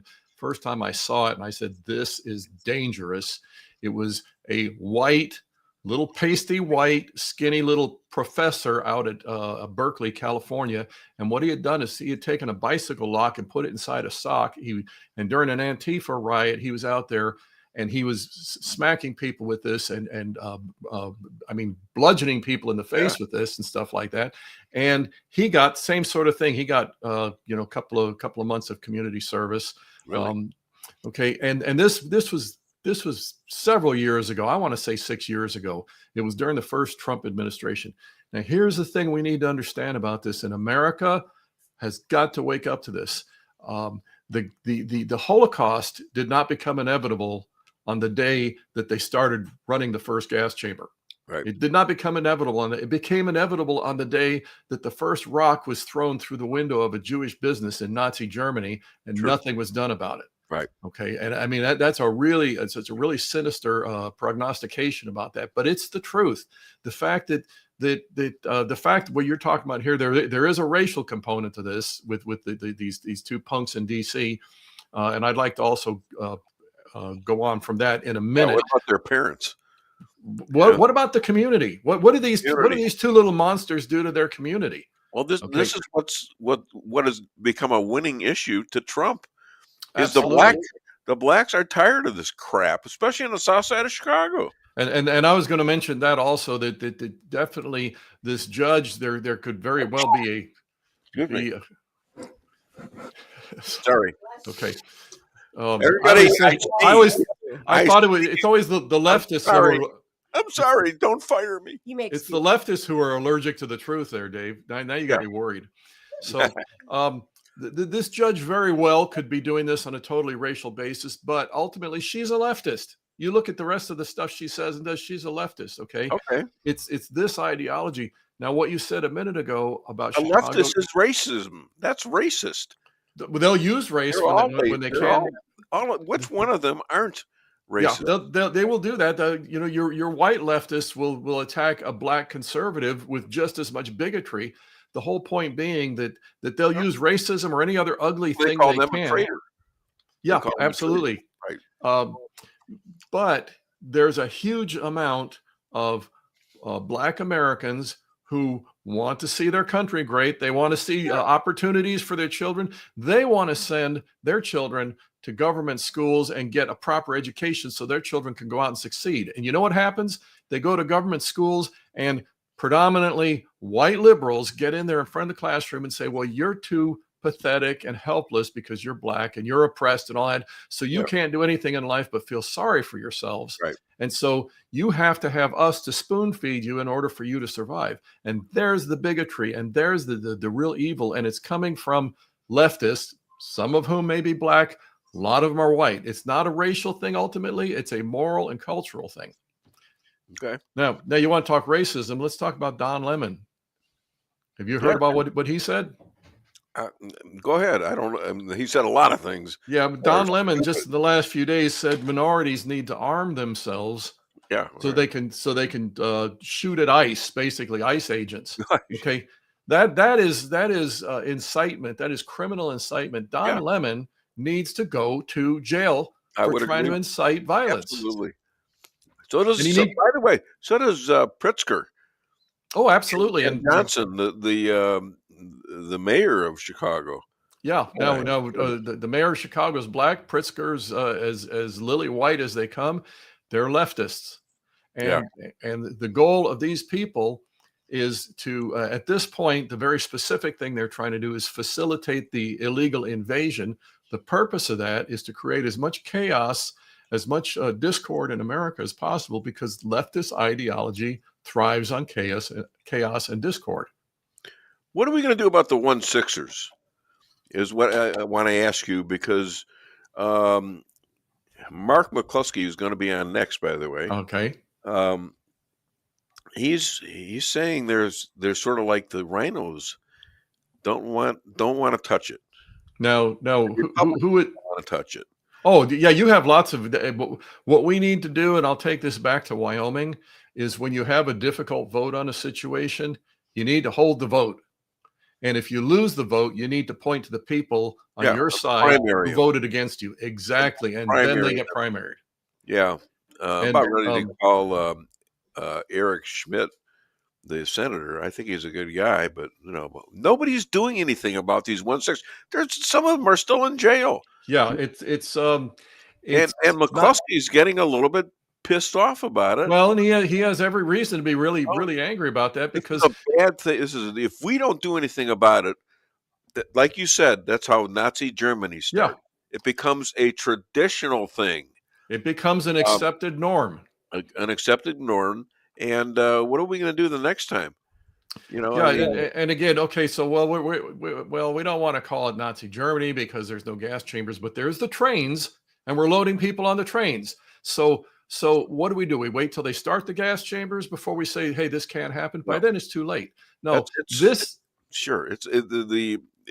you're absolutely right.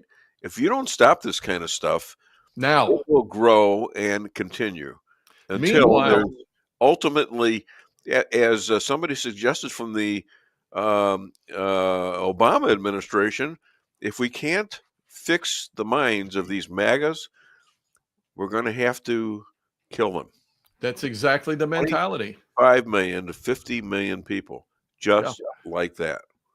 Yeah, that is the mentality of them. We have to understand that this is how these people think. Now, it's not, people say, well, it's a 50-50 problem in America. No, it really isn't. But what we have to do, we have to start by calling out the moral abominations as moral abominations, because their entire effort is to normalize these things. Think about the fact that when you and I were going to school, if some guy had shown up in the classroom, some drag queen had shown up in there and tried recruiting, not only would the parents in the community have dragged the guy out to the end of town and strung him up, the teachers would have done it too. Okay. But it's been normalized.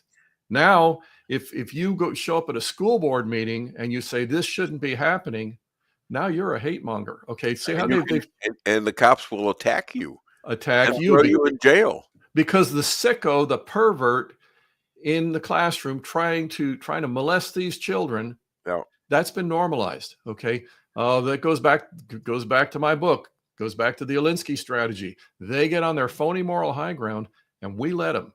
And we let them because, to your point, which is an excellent point, is they shame us into it.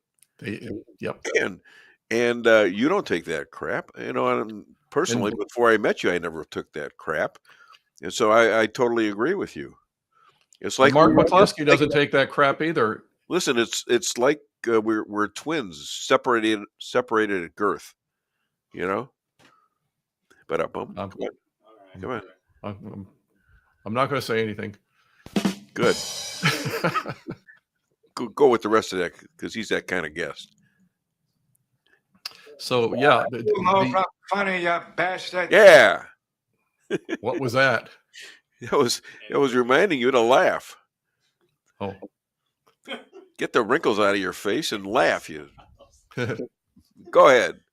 Go ahead. I was making a point. Boy, it's quiet in here. Well, now it is. Yeah.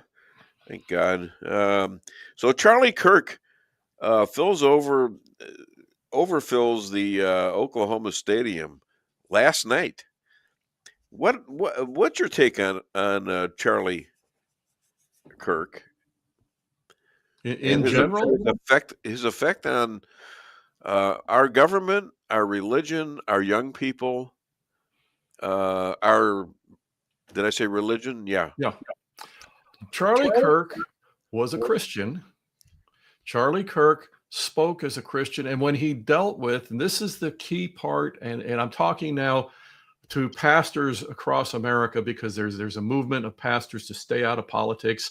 It didn't come from the Bible. It came from Lyndon Johnson. Okay. Charlie Kirk said, here's biblical right and wrong. Here's the precepts that I live by. And here's how they apply to when I go home to my family. And he had a wonderful family. Here's how they apply to when I go to the grocery store and buy groceries. And here's how they apply to public life. Okay. This is how Charlie Kirk lived.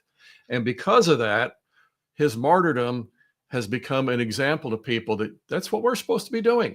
We're supposed to be living by principles of right and wrong. And we know where they come from. I can give you from Genesis to Revelation. I know where principles of right and wrong come from. We're supposed to be living by those. And we don't accept how the world that hates the things of God, how they tell us they have their alternative set of principles and they expect us to live by that. Now, too many that claim to be on our side have fallen into that over the years.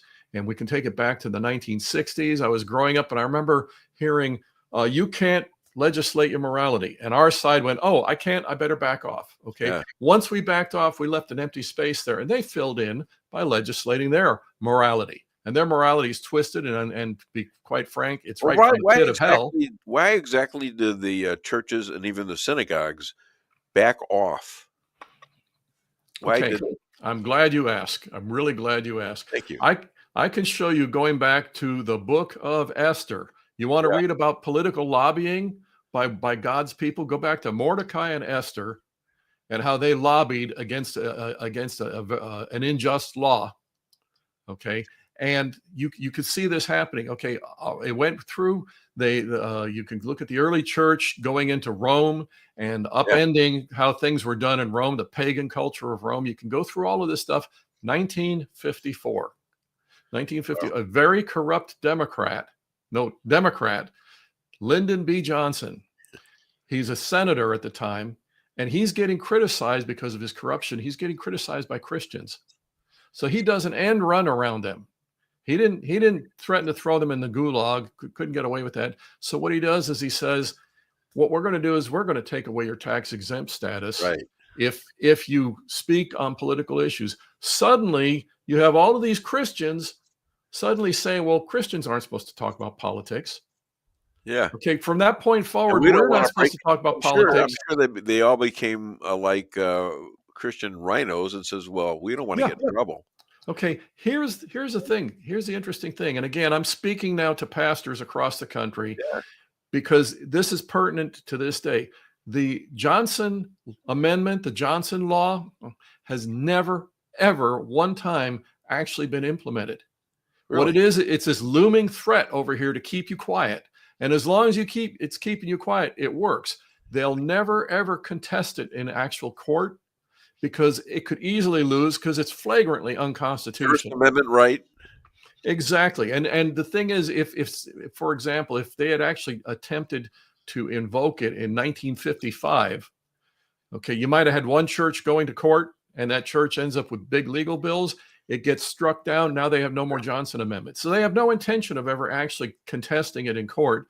But what they do is they threaten you with it. And so if you're a pastor and you're a little bit spineless, shall I say it politely, and you get a call from the IRS, we're watching you and you're getting awfully close to crossing the line. And we may have to bring you up on this charge here. We may have to look into your tax status.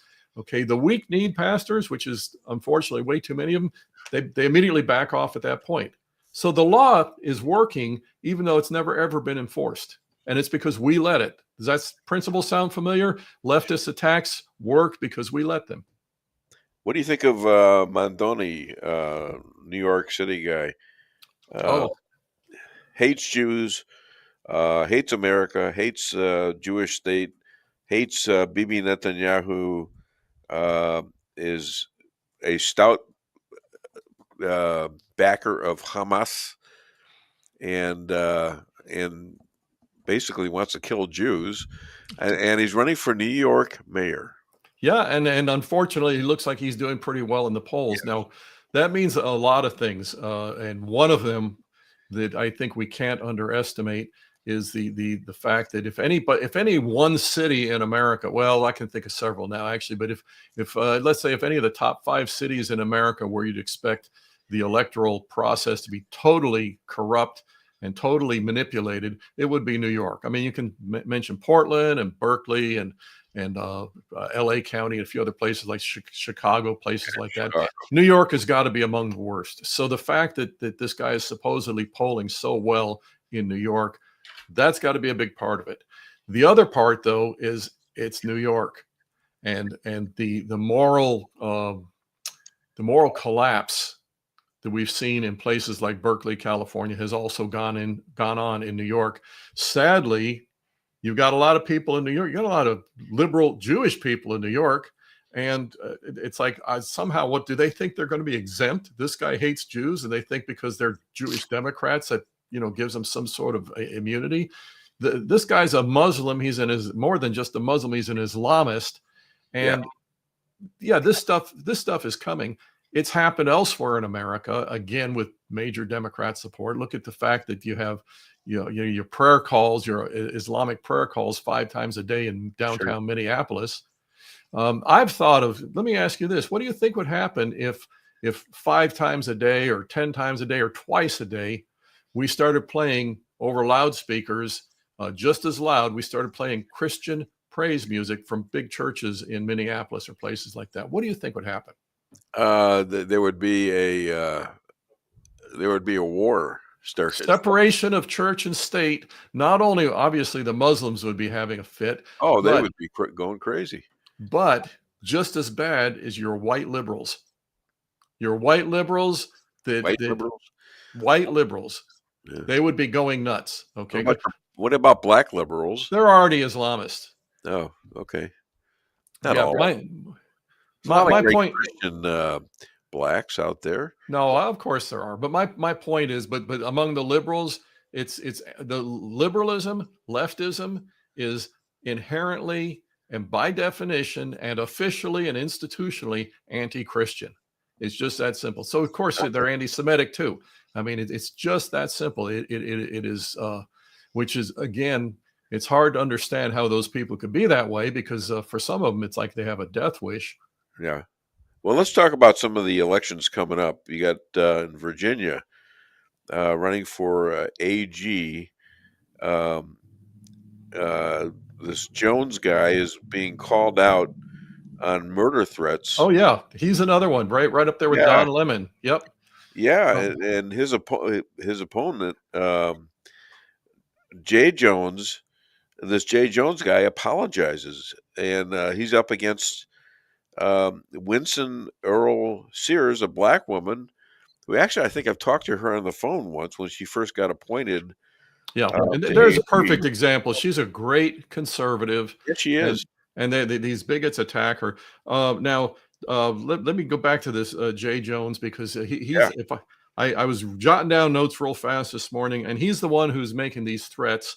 And Hakeem Jeffries is he's They're from all Minnesota. He's this leftist Islamist monster that's in the Congress. And yeah, he said, well, Jay Jones apologized, so I can go up to you and threaten you and incite violence against you, and then I can apologize. Yeah. And if something happens to you as a result of that, hey, I apologize. You know, I got my get out of jail free card. Jeffries supporting him at this point proves he's just as evil. Yeah. Yeah. And then you've got this Citarelli catching up to Cheryl in New Jersey for governor, I believe. And she's a horrible, she's terrible. Yeah. She backs women getting competed on by men. So let me ask you, on the nightly news, which one is getting the better coverage? You know, I think right now, because it's becoming close, I think, well, in most of it is going to be liberal, but I think right now it's coming to a head. Well, the point is we have Dave Weinbaum speaking on behalf of conservatism, patriotism, truth. We got Dave Weinbaum. We've got people like yourself who are getting out there who are braving the tides, but what they have network news. So when your average citizen that doesn't really spend a lot of time on the computer, when they go in, they go home, they flip on CNN and they hear this twisted version of reality, and they're sitting there watching. Well, it wouldn't be on the news if it wasn't true. And I can think of some elderly relatives that I have that are like that. We go visit them, and they're really nice people. They're really decent people, but they turn on the NBC News is going from the whole time you get to their house, and they don't think about it in enough detail to say, am I being lied to? Hey, this is what the left counts on. I got, one of my restaurants, I had a McDonald's guy come in and say, why are you watching that Fox News? Yep. I says, what do you mean, why? He says, well, why don't you put on the local stuff from St. Louis? I says, because it's not local. It's St. Louis. Excellent. And my customers want this, and I want it. Yep. And I think I have a right to the choice. Well, probably got me in trouble with him for a while, but then I straightened things out with him. So Patricia Odin Maxwell, I never paid attention to the Johnson Amendment. See, she's the pastor, official pastor to the show. If I knew that, and JP Maxwell's mom, if I knew that, and glad you're stating that. Yeah. Here's more. There's these pastors that say that and say, well, we aren't political here in our church. This is what we're facing now as a spiritual thing. The pastors need to get off their duffs and help some of us pastors that are coming against this attack. Let me address that, if I may. By the way, let me address that. I call this the pallbearer effect.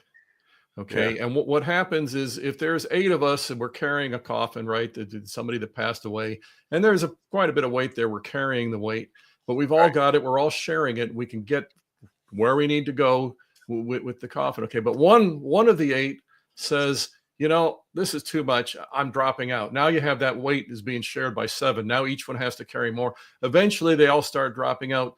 Finally, you have one person, and he's trying to do his job. He's dragging the coffin along the ground because he's trying to get it to where it's supposed to go. Yeah. And those ones that refuse to carry the weight, a lot of them sit back and say, look what he's doing. Look at the lousy job he's doing. He's dragging it on the ground. This is how this Johnson Amendment thing works. It's very insidious, because they started dropping out. The cowards, underline cowards, they started dropping out. And as they dropped out, they put more and more of that burden on the ones that were trying to stand firm. Then they start pot-shotting at them. Wow, you're not doing your job right. You're not preaching the gospel. You're only talking about politics. No, I'm trying to do the job that you are supposed to help me do, but you're too much of a coward to do it. And that's what needs to change. Okay, my friend, we're coming towards the end here. Other than Dave Weinbaum show, where can people find you and buy your book? Okay, it still needs to be read. It's still the guidebook for our side to understand who leftists are. It's available at Amazon. Go to Amazon and do a search on Rules for Defeating Radicals or on my name, Chris Adamo, and you'll find it. You know, I was robbed. Here comes the bad part. There, Lisa, can you come on, Lisa?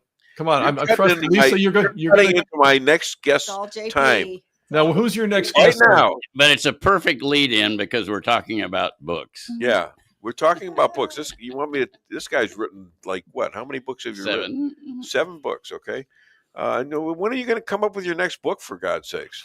I'm still trying to get the message out for my first one. Oh, okay. All right. But you got General Flynn out there who loves you and all that stuff. Liz Cheney. No, don't even include her in the mix. I guarantee you, she knows who I am. She hates me, and that's a badge of honor. That I wear as a badge of honor. You know what? Have you been lately, Lisa? How are you doing lately? You're one of those guys that would say, "I died to be reincarnated." There you go.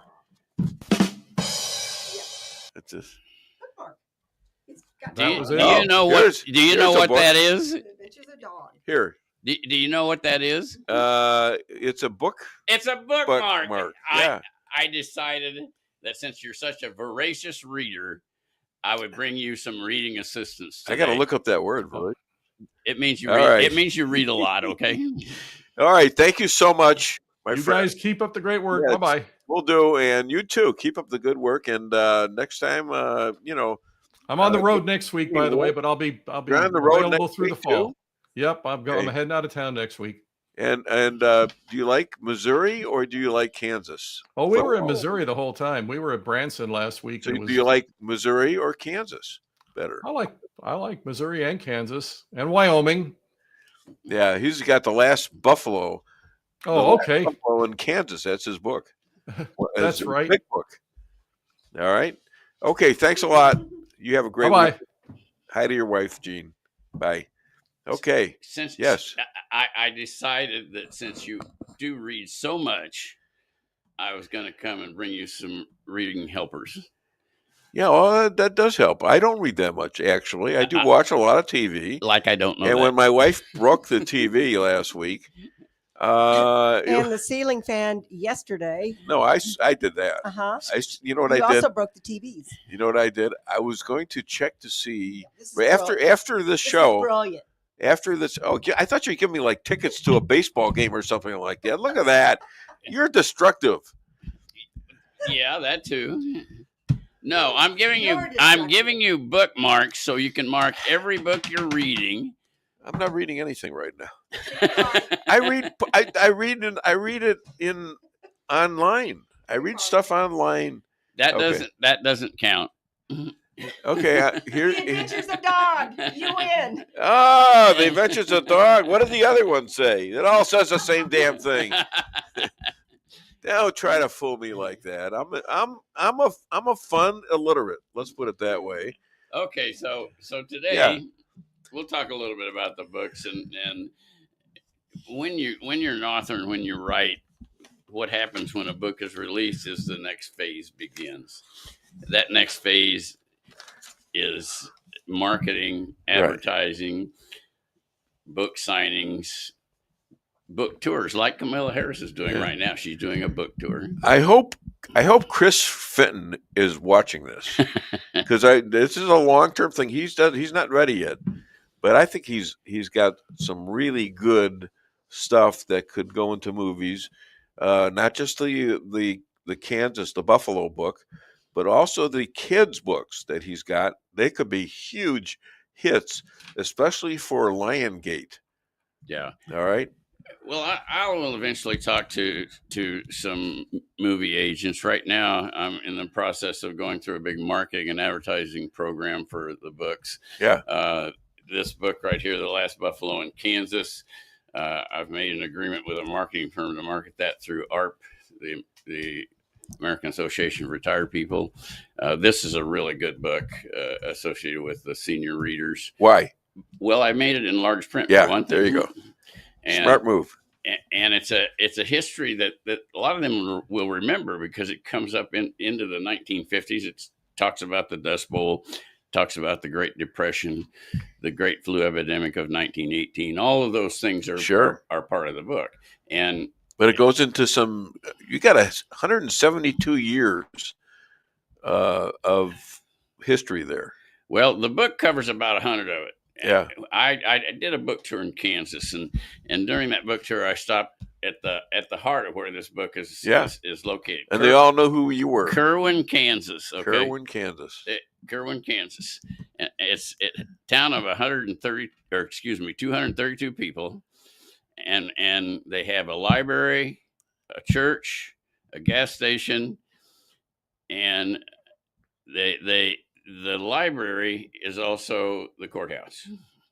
So we had an event there, and over 40 people showed up for that event, which is unbelievable. That's in a town like that. Yeah, it was, and it was what I found out in that event was I have a lot of relatives there I didn't know about. How about that? Yeah, yeah. So it was a lot of fun. Yeah, and then go tell us about where this book's being sold right now. Well, right now this book is everywhere. You can find it on Amazon, Barnes and Noble. This book is at Walmart if you want to order it from Walmart. It's pretty well everywhere. Yeah, and it's available in most bookstores. It's being marketed by one of the biggest distributors. Yeah, for books. I scan it often, and it really is a good history book. Based on your family who left England in 1853. Very good. You remember, you have read it. 3 brothers. And once they hit shore and they wanted to make their fortune. In fact, I just sent something to a gal that it's called The Twins on a Bus. And they live in London. I didn't know they lived in London. I thought they lived in England somewhere. But I told them about the book online to them. I don't know if it was this morning I did it, but I told them about you and put your name in there and said, I appreciate this that. guy came from, his ancestors came from England and came to this country because they couldn't make any money in England. Is that correct? That's correct. And yet when they came from there to here, your great grandfather, Willis, George Washington Willis. Yeah, that's now when he grew up, he must have gotten hell for that. Well, it's interesting because he came over here with 2 of his brothers. He was the youngest, and they always went to his dad and said, "Why did you name him George Washington?" Yeah, I mean, this is England. Yeah, he's being teased unmercifully about his name. Dad would just smile and said, "I have a reason." Okay, but he never would told. Tell him. He never told would you. tell it. But Was it something that he had a pre thought of what George was going to do, of what George would do with that name? I don't know. Nobody in all the journals about the family say that, but that's what happened. And yet they kept that. Yeah. Because what was his son named? Well, he had 11 children. And what was one of them named? Let's put it that way. My grandfather. Yes. Ulysses Simpson Grant Willis. Yeah. And that was because George served in the Civil War. Right. He knew him. With the Iowa 2nd Cavalry, who supported He knew Willis. Yeah. Who supported I mean, he knew Grant. Yeah. Yeah. And so back in those days, you named children for relatives or special people, or and that's what he did with my grandfather. Yeah. All right. Ulysses Simpson Grant. So now besides all your fishing, how many fishing books do you have? I've got 4 of those. Okay, and you've got 4 of those. And how many countries did you tour to go find these trout that you did? And what did you learn from those visits? Those 4 books took about a decade of travel, and I traveled all through the countries in the Northern Hemisphere. And you always went by yourself? I did. And I did that because what I discovered early on was when you travel with other Americans, you tend to stay with yourselves and talk amongst yourselves, and you don't learn about the country. Yeah. So what I did with these books is I spent as much time as I could with the people in all the countries, and I wrote about the people. It's when I talk about these books, I say I toured Europe and all of the Northern Hemisphere with a camera and a fly rod. And that's what I did. Yeah. And that effort led to 2 more books, the Beautiful World books, which I'm talking to some publishers about now. Uh-huh. And I've tied those into developing an art studio that'll market those photographs. Now, where did you get the idea that you, an elderly fellow, even older than me, where did you get the idea you're going to write kids' books? Well, somebody suggested it. And it's the first book I wrote for the children is called The Adventures of Dog. It's out now. Yeah. In fact, right now, as we speak, it's being featured in Frankfurt, Germany in their book fair. Wow. Which is the largest book fair and in the world. I think I said something about you asking them, well, are you going to put this in German? And they refused to do that. No, Why? I when I was in Mongolia, I was writing these books, and I said, do you think when I market these in Europe, I should, like Germany, which is one of the largest European countries, that I should put it in the German language? He said no. He wrote for a magazine. He said no. He said everybody in Europe speaks English, and they'll be able to read your book just fine. Okay. So I decided with the children's books, I would market them throughout Europe, and this book, which is The Adventures of Dog, is being marketed right now. Yeah, I was scanning myself through that one too, and it was really cool. Yeah, I mean, it's really neat the way a dog acts, and how you can believe a dog would like getting balls thrown at him, and stuff like that. And you had a thing with him, you always get it and drop it by your feet and stuff like that, and sit there until I picked it up. Dog is way smarter than I am. Yeah, hey, well, that doesn't take much. Yeah, I don't want to get into that. but it's a good book. In fact, the other day, Wednesday, when we were talking, a lady came up and talked to us and said, would you come over to the St. James Library and do an event? And I said, sure, and that's the kind of thing you do when you get into marketing the releases. This book right here is the one that's going to be released next. That's The Adventure of Cats Are Us Gang. That's The Adventures of the Cats Are Us Gang. Okay. It sounds like that's an exciting story. Little bit like the West Side Story there. Well, it is. Okay. Because this gang of barn cats get together. Yeah. And they fiend off this dastardly raccoon band that tries to invade. Really? Oh, yeah. Oh, so it's a war. No, well, kind of. Yeah. Oh, my gosh. Yeah. So you got raccoons and everything. What a great thing for a Disney movie. But idiots, are you listening?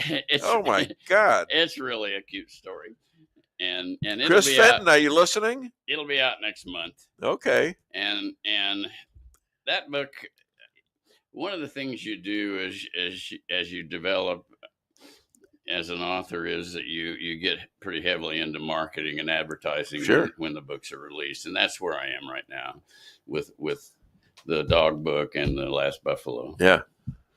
All right.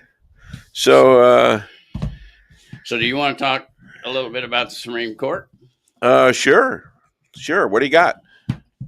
Supreme Court right now is considering 2 cases that are going to affect. Is this the gerrymandering? That's the case I want to talk about right now. All right. Yeah. That case is about the Voting Rights Act. Right. Section 2 of the Voting Rights Act. Right. The Voting Rights Act was passed in 1965. Right. By Lyndon Johnson. Yes. Yes. It was one of the prime pieces of legislation for the civil rights movement. Okay. The case that we're interested in is Louisiana versus Callais. Right. The state of Louisiana went ahead and did a redistricting effort. And after that effort was done, there was one black district. They were taken to court. And the court said, the federal judge involved said that that's not enough. The Voting Rights Act requires you to redo it and provide more black districts. To do that, they had to change the way they conduct their districts. Usually when you're a state and you're doing your districts, right. You do it by logical units, several counties, until you get 750,000 voters. That's the requirement for a district. They did it by race. They didn't do it by race. They just did it by logical units. Okay. This many 750 here, and they just went down their counties until they got 750,000 people, and that was their voting districts. Turned out they only had one black district when they did that. The Voting Rights Act says that you can't discriminate against voters. Right. It doesn't say it that you have to redistrict it that way. It says you can't discriminate against voters. Well, the lawfare folks have decided that means you have to go out and find the black voters wherever they are and make a district, even though it's not logical. Right. It's over here. It's where the voters are, and all the other voters in that particular area are over in this area. You still have to do it that way, according to the Voting Rights. So wouldn't they have to change the whole law? Wait, this law that is taken now before the Supreme Court says that the Voting Rights Act is unconstitutional.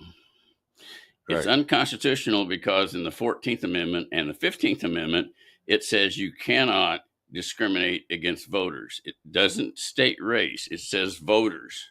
So what is occurring is the non-black voters are being discriminated against when you redistrict and consider only black voters. Yeah. That's what this case is all about. And it appears that the Supreme Court is going to rule in favor of Louisiana, which is going to outlaw all gerrymandering. That means that all of the districts that have been set up to go outside of the logical units and secure black voters are going to be illegal and unconstitutional. That's what that case is all about.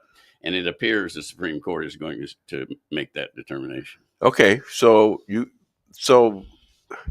tell me again so what's the difference between what we have now and what's going to happen at the Supreme Court? Is it fair? What we have now are districts drawn under the rules and requirements of the Voting Act of 1965. Yeah, somehow this created a schism. It created districts solely with the interest of getting enough black Right. voters in there that they would control the outcome of the Yes. district. So that would overrepresent the black vote. It would. Okay, and underrepresent the white vote. Well, let me just read you a little bit about why this is going to be overturned. Yeah. It's in the 14th and 15th Amendment to the Constitution. And Section 1 of the 14th Amendment says, no state shall make or enforce any law which shall abridge those privileges or immunities of citizens of the United States. Okay. That's the key phrase that's going to overturn the Voting Rights Act. Okay. That's the 14th Amendment. The 15th Amendment says it prohibits denying or abridging a citizen's right to vote based on race, color, or previous condition of servitude. What that says right there is you can't choose a district just based on race. Okay. And that's what's going to overturn the Voting Rights Act. Well, there's going to be a huge scream when that happens from the left. Well, yeah, because that's the way they've been making their districts now since 1965. Well, they're gonna lose a lot of seats in Congress. They are going to lose for seats. sure. Yes. Maybe in the Senate too. Not really, because the Senate is just based on 2 senators per state, and it really has nothing to do with representation on that basis. All right. Well, let's talk a little bit about the 1/6ers. I have one other thing. Oh, go ahead. Sure. I forgot who controlled this interview. Yeah. What are you doing? You're interrupting me. Come on. What a schmuck! I tell you what. If you didn't teach me golf, I'd kick your ass out. This is about birthright citizenship. Yeah, go ahead. This case hasn't been brought up yet, but it's on the docket. It will come up next year sometime.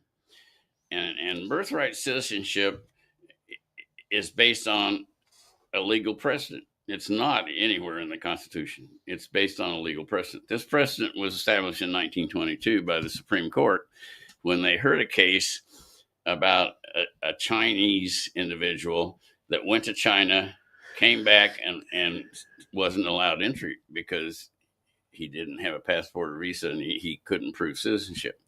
He was the son of 2 naturalized Chinese citizens.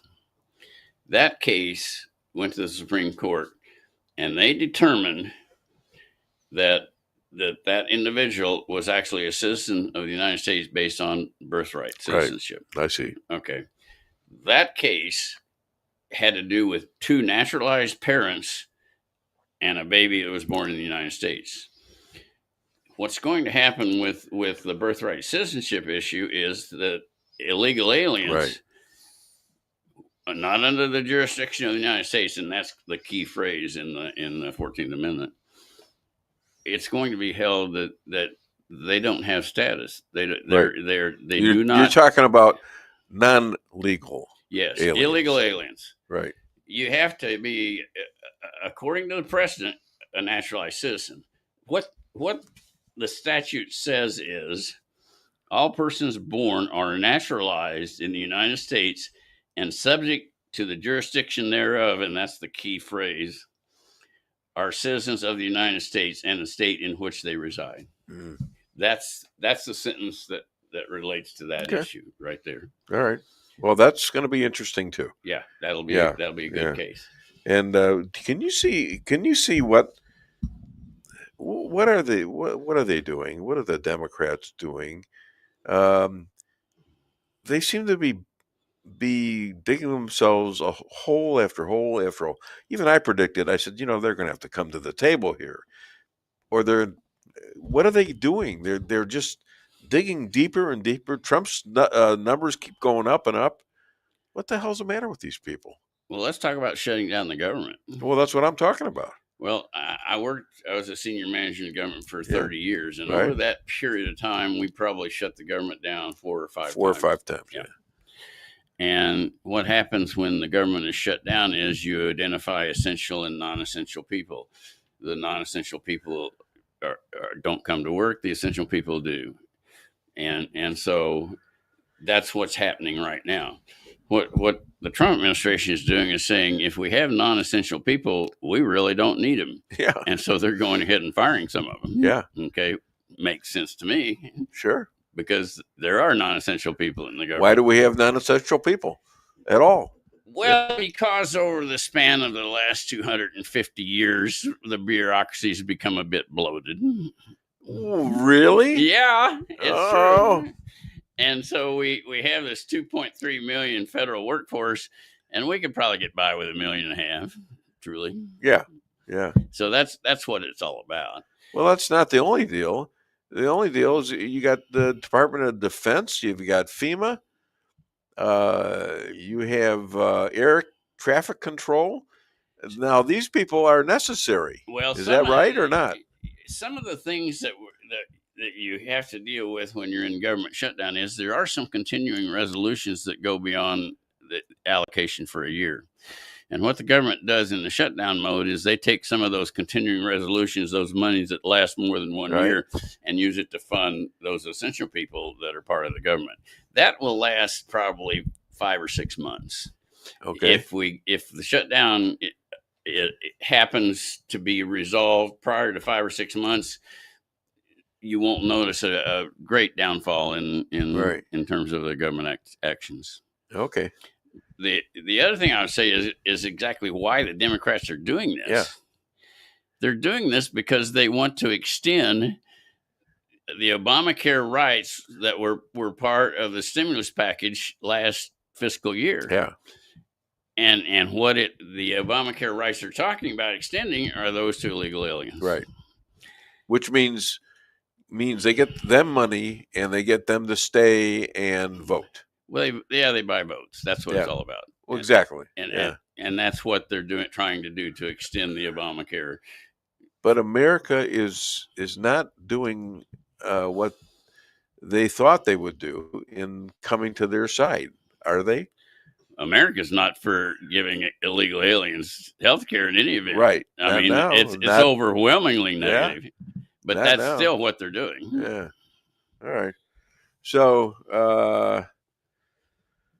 anything about Israel? You know what? As we see what's going on in Israel today, I think one of the greatest things that's ever happened is the peace accords that President Trump has done between Hamas and Israel. But as we see what's going on, they don't have any accords with Hamas. Let me finish. Hamas is in control right now, or was in control of Gaza. Yeah. They were the political entity. They still think they are. They do. And so what is happening now is they've allowed Hamas to become police officers, basically, in this transition period. So Hamas is going out there and killing a bunch of opposition. What's going to happen, I think, is they're killing a bunch of Gazans. A bunch of Muslims that are resisting. Muslims that they think either ratted on them to the IDF or in some way. I think it's people that just don't support them. Could be. Yeah. Well, yeah. And so this is totally different than anything that's happened in the past. Right. Right now, we're going to have an occupation force in Gaza, and it's going to be made up of Israel and several other countries. Yes. That occupation force will displace Hamas. Yeah. Maybe not. I think you're right. Maybe not immediately, but Rabbi said that too. Over a period of time. Yeah. Hamas has got to go. They can't stay. No. They have to. And the problem is nobody wants them. That's right. Because they're terrorists. And even the Muslim countries don't want terrorists. So getting rid of them is. And Hezbollah's got the same problem in Lebanon. Hezbollah's pretty well decimated. They don't have much left. I mean, they've decided that maybe it's not good to shoot rockets at Israel.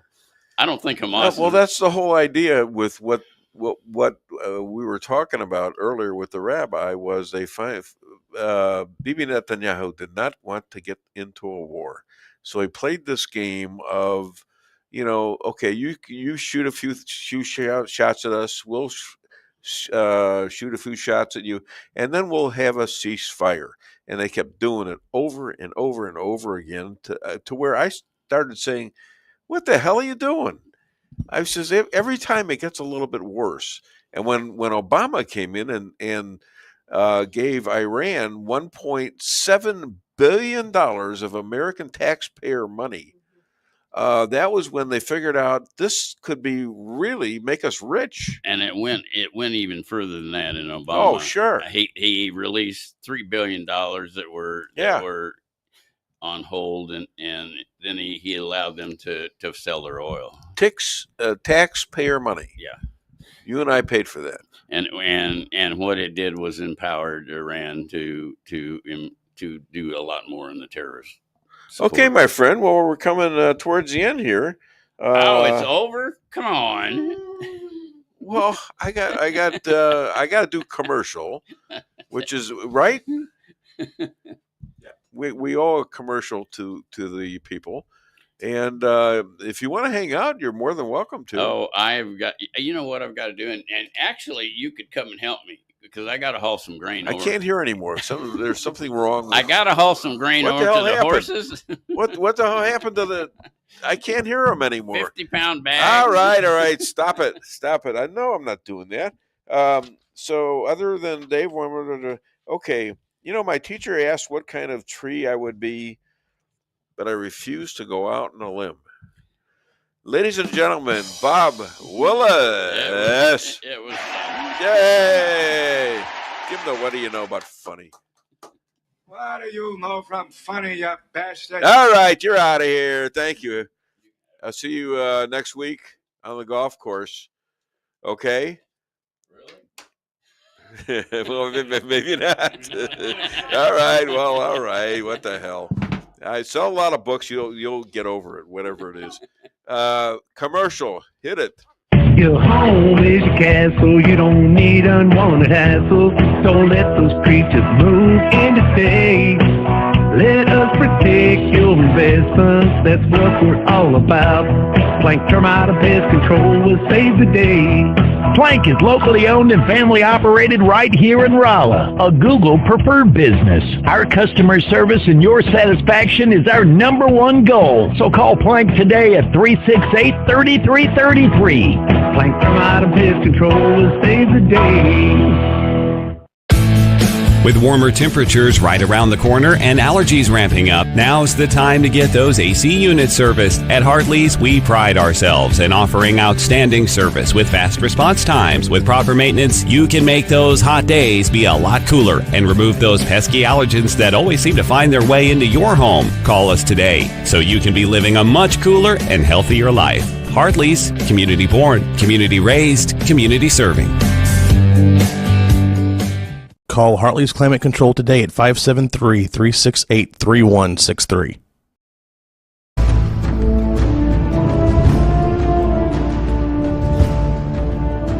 Never be too coy to tell your friends and family about koi sushi and hibachi. Celebrate the best Chinese-Japanese restaurant in the Midwest. Call 573-426-5551 to make a reservation or order takeout. Locally owned, 1808 North Bishop, Rolla, Missouri.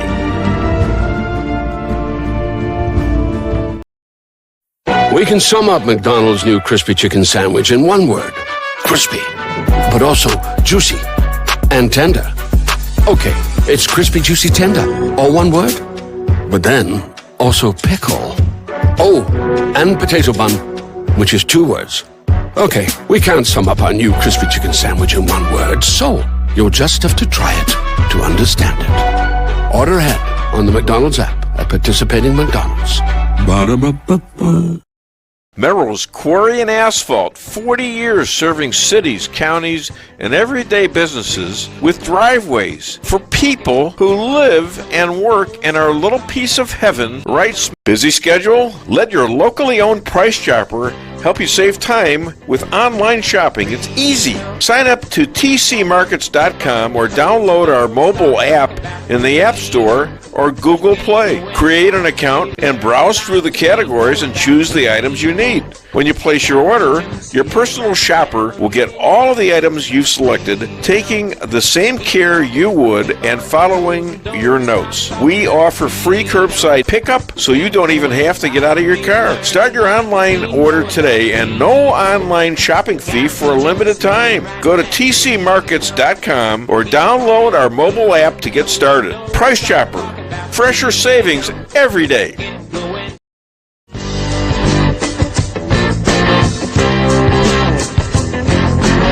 A-Car Real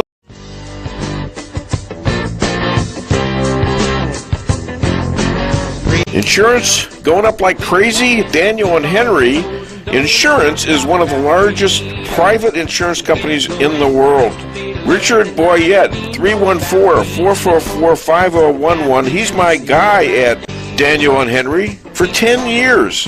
Business or personal, call Richard at 314-444-5011. He's the best. At Town & Country Bank, we are committed to providing exceptional service to our customers. We do more than just provide loans for our community. We help make dreams become reality. Whether it's a new home, farm, business, or a new car, we would love the opportunity to help. Stop by one of our 2 Rolla locations and let our friendly lending team remind you how special hometown banking can be. Smart, friendly solutions. Town & Country Bank. Member FDIC. Equal housing lender. I'm so sorry about the delay. I had to get my second commercial in.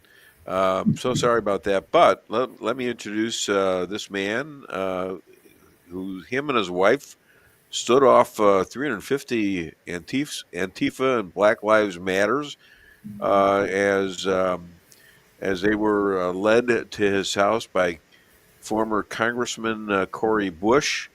They were trampling through their yards, screaming threats to rape and murder the wife and kill the husband, and then take over the house. And they got away with stopping them with 2 words: private property, and a couple of guns. Please welcome my friend Mark and Patricia McCloskey, and apparently somebody else is working, and you're talking to me. Absolutely, that's not working at all, is it? Hey, how you doing? Pretty good. What's new and exciting? And by the way, the restaurants you advertise koi, they don't actually serve you koi, do they? Koi? Koi. No, koi. It's like fish. Like the Japanese restaurants you advertise koi. No. Oh, that. Oh, no, koi. Right. You don't even know your own sponsors. I'm sorry. Yeah. Okay. Well, the fish thing bothered me. Yeah, it's a rolls. They make. They do all types of different plates, but it's a they cook it in front of you. I forget the name of it. Hibachi. Yeah, hibachi, and they do rolls with meat and fish in them and stuff like that. I love Japanese food. I love hibachi for that matter. But I never heard of anybody serving koi. It's expensive. Those little fish can cost you thousands of bucks. And I know the secret to some of it. Do you know how to make a spider roll? No. Really, I do. I tell this to all the people I go to in these restaurants. Why are you blocking me from him? I was getting the joke thing right. Oh, okay. Well, wait till I tell the damn joke. Okay. Anyways, this is how you make a spider roll. Cut off its legs and blow in it. Okay. Very rude. Very rude. Very now I'll top that with the joke from when we were 5 years old in kindergarten, right? Yeah. Did you ever smell mothballs? How'd you get between their little legs? Jeez. You did the. Is this Catholic school you went to? Did you go to Catholic school? They let you tell those kind of jokes? I hadn't thought all right, that give 60 years. Some back up here, okay? There we go. You feel better now? Yeah, much. Oh, geez, I bet you do. So anyway, the Dems just invaded the Speaker Johnson's office, who was not there.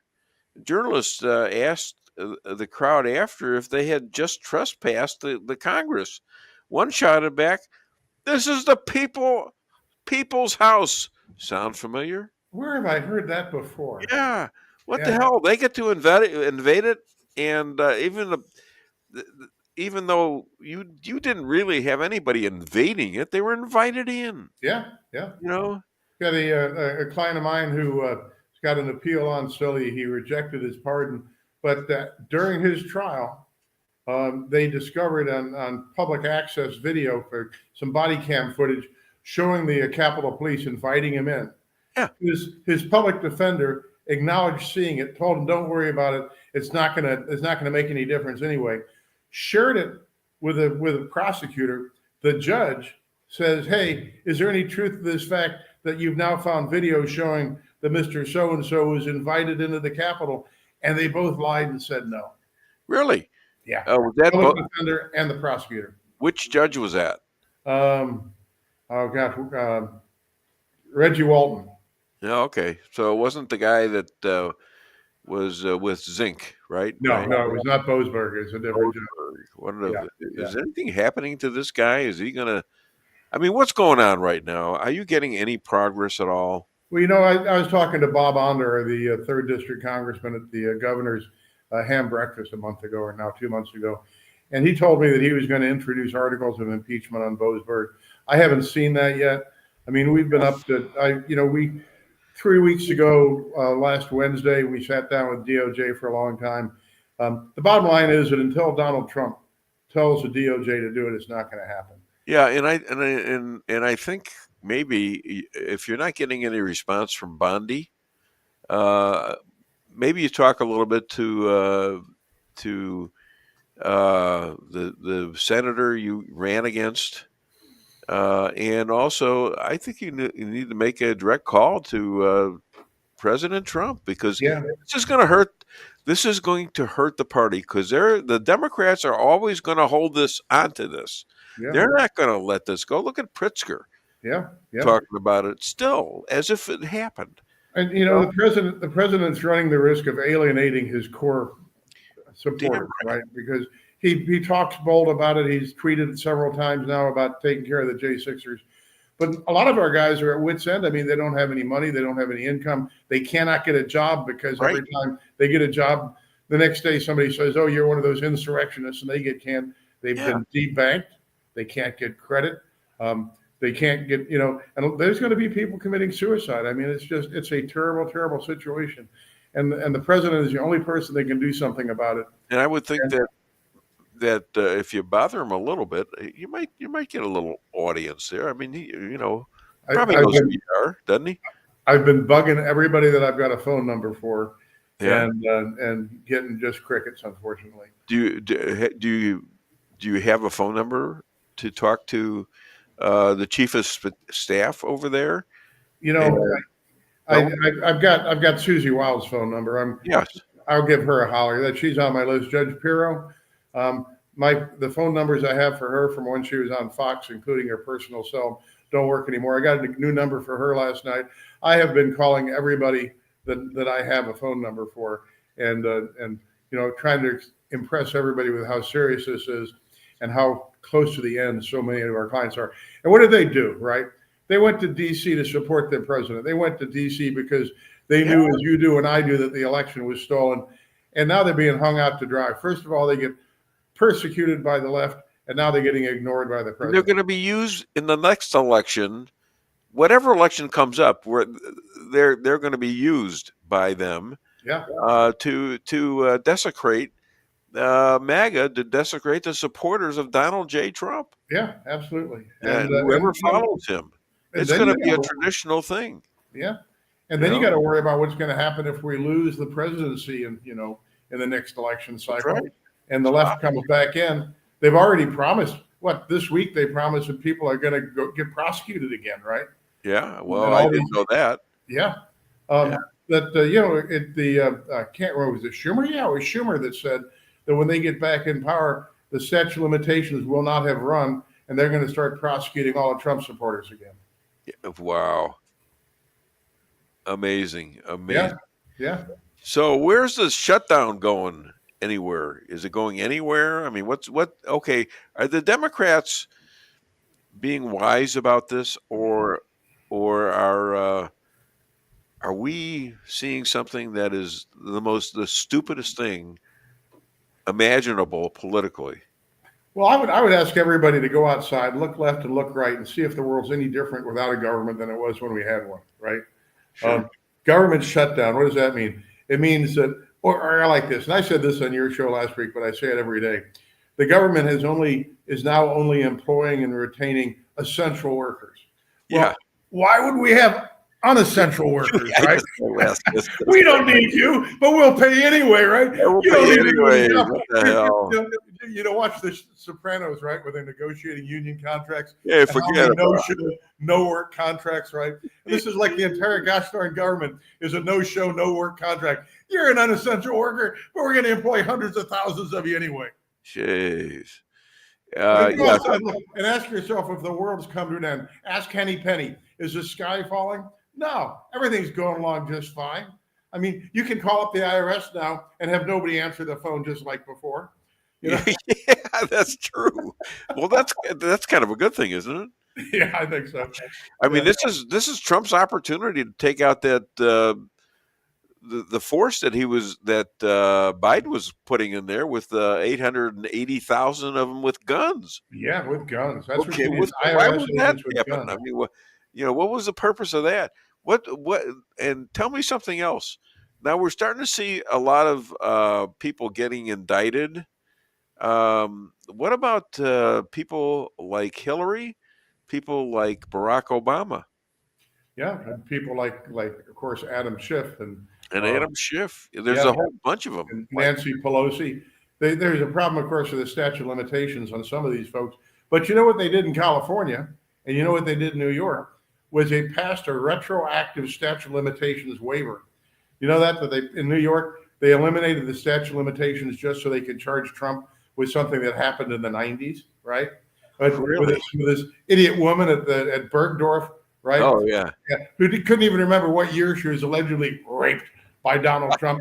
And Yeah, you know, I don't know if you rape in a little cubby of a changing room.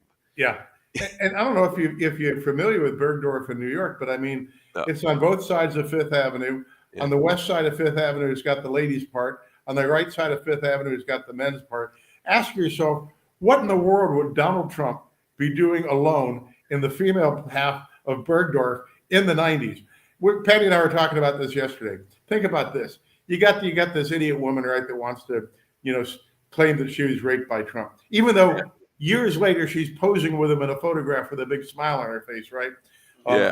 But I'm thinking she's sitting there, she's having lunch with one of her left-wing extremist girlfriends. They're having some tea at the plaza, and they mention, hey, what year did surveillance cameras go in over at Bergdorf across the street? Yeah. And they said, 1995. Well, gee, I guess I must have been raped before then, right? But I can't remember exactly when. There you go. And what's going to happen to that? What judge was that? I can't remember what judge. I can't remember either. But what happens to the judge there who fixes it such that this is ridiculous stuff? And have you seen Letitia lately? Have you seen her? Now she's been indicted, and now she's out there hawking for this battle that somehow she became a victim of this. Donald Trump, and she's not giving up, and she's going to back Mandami. Yeah. Zohar. Oh my gosh! And doesn't she have like one niece that's on the lam right now that got charged with lying about a felony conviction to buy a gun, and another one that's on the lam for something else? That's what I've seen. That's what I've heard. Yeah. Somewhere. Yeah. I'm not sure about it, but what an individual this is! What a nut! And then, well, you sometimes I think our party is intentionally self-destructive. Yeah. There's 8,400,000 people in the city of New York, and they couldn't find anybody except Curtis Sliwa to run for mayor as a Republican. And Curtis is a nice guy, but I'll tell you a fun story about Curtis. Yeah. Patty and I are walking down Lexington Avenue about 2 years ago, exactly this time of the year. And Curtis is walking up the street on the sidewalk, coming the other direction with us. When he gets close, I say hi, shake his hand. They say, hey, Curtis, we need to get together. Can you give me your contact information? I'll give you a holler when I get back to St. Louis. So he gives me his card. I shake his hand. I said, hey, you're doing a hell of a job. I walk a block further, pull out the card, look at it. There's no phone number or email address on it. Well, you got a big mouth, and you got to just, hey, come on. I got to talk to you. And I thought he did a fine job last night, but they let him answer, about every 10th question. Yeah, but they're going to lose. Yeah. I mean, and how do you lose to a Jew-hating guy in a Jewish city? And Cuomo had the best comment last night of all, right? Here's Cuomo, right? He was director of HUD in the last, in the administration. He's been governor for 11 years and all this stuff. Yeah. And he says, here's this guy over here. He's got no resume. He's never had a job. It says on his resume, he interned for his mom. And that's his experience, right? Yeah. So you got this, 31-year-old, 33-year-old kid, never had a job, never has anything. But, he's raising money out the wazoo. He's 10 points ahead in the polls. And you're gonna elect in New York City this radical communist who has absolutely no talent, no ability, no record. But what he does have is the backing of those people that want to create a communist experiment in America's biggest city. He's got a likable universe, likable way of speaking, except of course when he talks about how evil the Jews are and how many Palestinians they killed after the war, when didn't happen to mention the 10/7 problem and the Hamas shooting in the back of the heads the Palestinians who didn't agree with them. They didn't mention those things, And of course, the Israeli, the IDF doesn't occasionally commit political assassination either, but or at least Mossad. But both, it's bad stuff in both ways there. And wait a minute. They were at war with these people, and they killed people. That's what happens in war. Yeah, I know. I know you don't like war. That's why I don't like war. By the way, I was watching Newsmax this morning. Yeah. And they're talking about maybe giving Tomahawk missiles to Zelensky. Yeah. And all the commentators on Newsmax were actually giggling about the concept of giving Zelensky Tomahawk missiles so he could blow up things in Russia. When you blow up things in Russia, people die. Oh, sure. I mean, it's a horrible catastrophe there. And to have people who, represent the party that I probably may still be affiliated with laughing about the concept of killing people. Killing people, going to war may be a necessity. And I would think that, from my perspective, last option when all else fails. But even when you decide and you make a decision you have to go to war, it should be recognized as a terrible thing, as a last resort, not something you laugh about. Well, no, but you got to execute it if you're attacked like Israel was on that day. And I was talking about this with the rabbi earlier. He says, he was always trying to stay out of wars. That was his motive for 20 years. And before that, he would take special measures to keep Israel out of wars because it's a tiny place. First of all, it's the size of New Jersey. Yeah, and they got all these enemies around them. I mean, huge amount. Maybe 1 billion people around them, and they got maybe 100, 200, 300,000 people living in it. No, they got more. They got about 5 million people living there. Yeah, population of Israel is about 9 million. So. Yeah, 9 million. Okay. So, anyways, I was close. But you know what Israel has that all those Arab countries don't have? Hundreds of nuclear weapons. Yeah, but and I'll piss you off one more because I always I like reality. Wait a minute, I'm not pissed off yet. I know. And I'm just giving you pulling your chain there. Why did Israel believe that it had the right to go in with the United States and bomb Iranian nuclear facilities? The stated reason was that the Iranians were not permitting inspections through the International Atomic Energy Commission. You know what country has never signed off on the International Atomic Energy Commission? Israel. Yeah. And they've never allowed any surveillance of their nuclear program. And in fact, did you not remember when the many times that the Ayatollahs said Israel is a small devil and there are 1 or 2 atomic bomb away from being annihilated? Do you not remember that? And that the big devil was the United States of America? Yeah, but Tulsi Gabbard, the week before we bombed Iran, Tulsi Gabbard said that the intelligence consensus was that Iran neither had the ability nor the desire to develop an atomic weapon. And then of course she was forced to walk that back because that wasn't the official program anymore. But it was Jimmy Carter. Who do you believe? Who do you believe? The Ayatollah or something else? I mean, so what if they didn't have anything like that and still threatened it? You know what? That's war to me. You got to protect your country. Well, here's the unfortunate reality, Dave. Yeah. The problem with the world right now is that you can't believe anything. Our government lies to us about everything. Our government is the lies, the ridiculously obvious lies about Charlie Kirk's assassination should impress everybody with the fact. What are the lies about that? I want to hear. Okay. Are you a gun guy by any chance? Not much, no. All right. I have a gun, but the fact that for example the crime scene was destroyed immediately. For example, there's been no publication of the autopsy. But my favorite one is just the allegation that this Robinson guy shot Charlie Kirk from a distance of 200 yards with a Mauser 98 30-06 rifle. Well, a Mauser 98 is a long gun. It is not easily disassembled. It cannot be concealed. You cannot put a gun that size in your pant leg and walk up steps. Yeah. And That's by the way, exactly what he did, according to what we saw. Exactly, except it's not physically possible. And then So is that a setup? The official FBI story is that this kid climbs to the top of the building with his rifle either hidden in his pants or disassembled in his backpack. And by the way, the smallest, even if you take the stock off that rifle, it's got a 24-inch barrel. You can't even stick the barrel in your backpack. And then he shoots Charlie Kirk. Yeah. He then jumps off the building.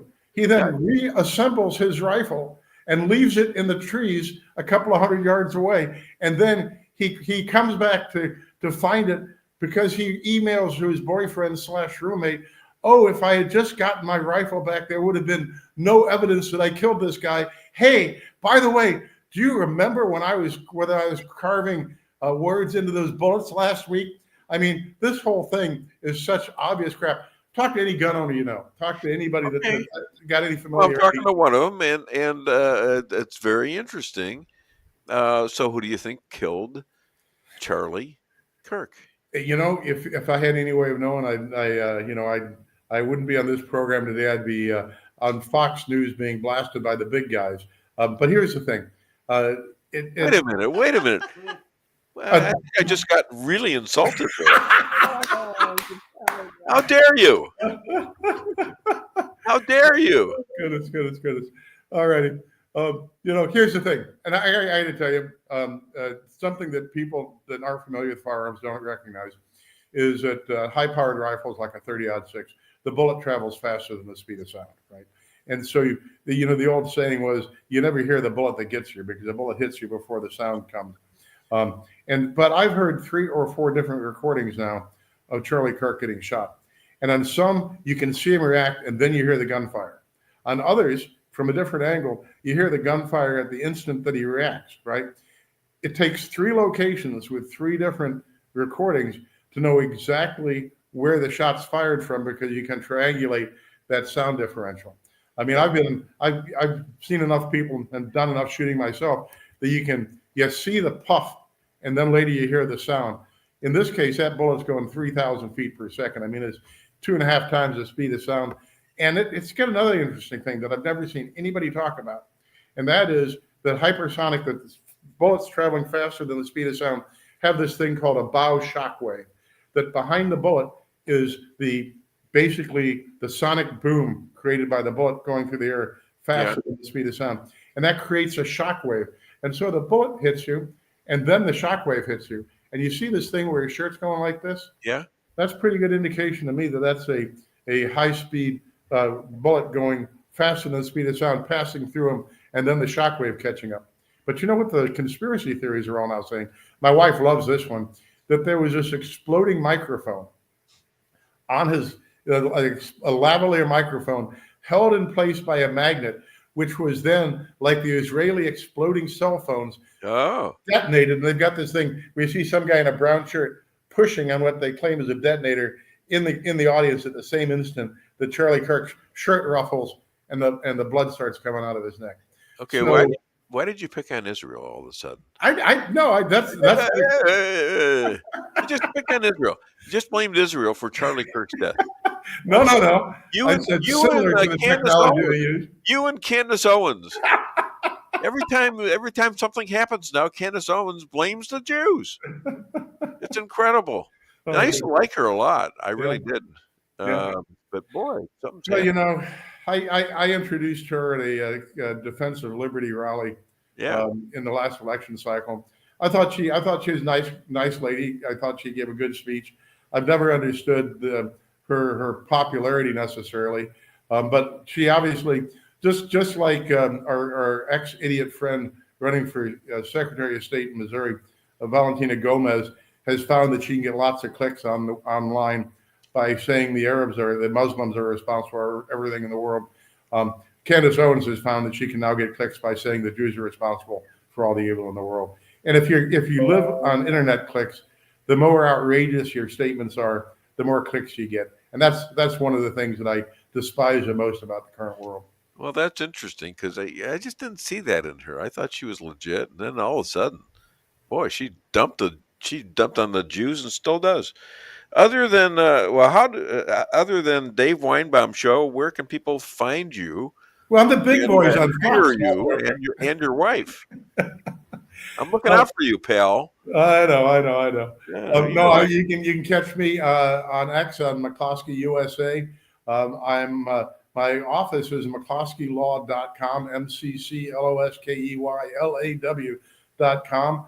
My phone number is 314-721-4000. And if you want to go to war with somebody, call me up and I'll try to discourage you. How do morons know when they're dumbfounded? Some are happy, others sober. Boom. All right. Thank you so much. You're a great guy. Hi to your wife. Maybe get her on the show next time. And I'll be back next Friday for another edition of the Dave Weinbaum Show. So everybody, thank you for being such good sports. Well, he's a semi-good sport. And I'll be back Friday.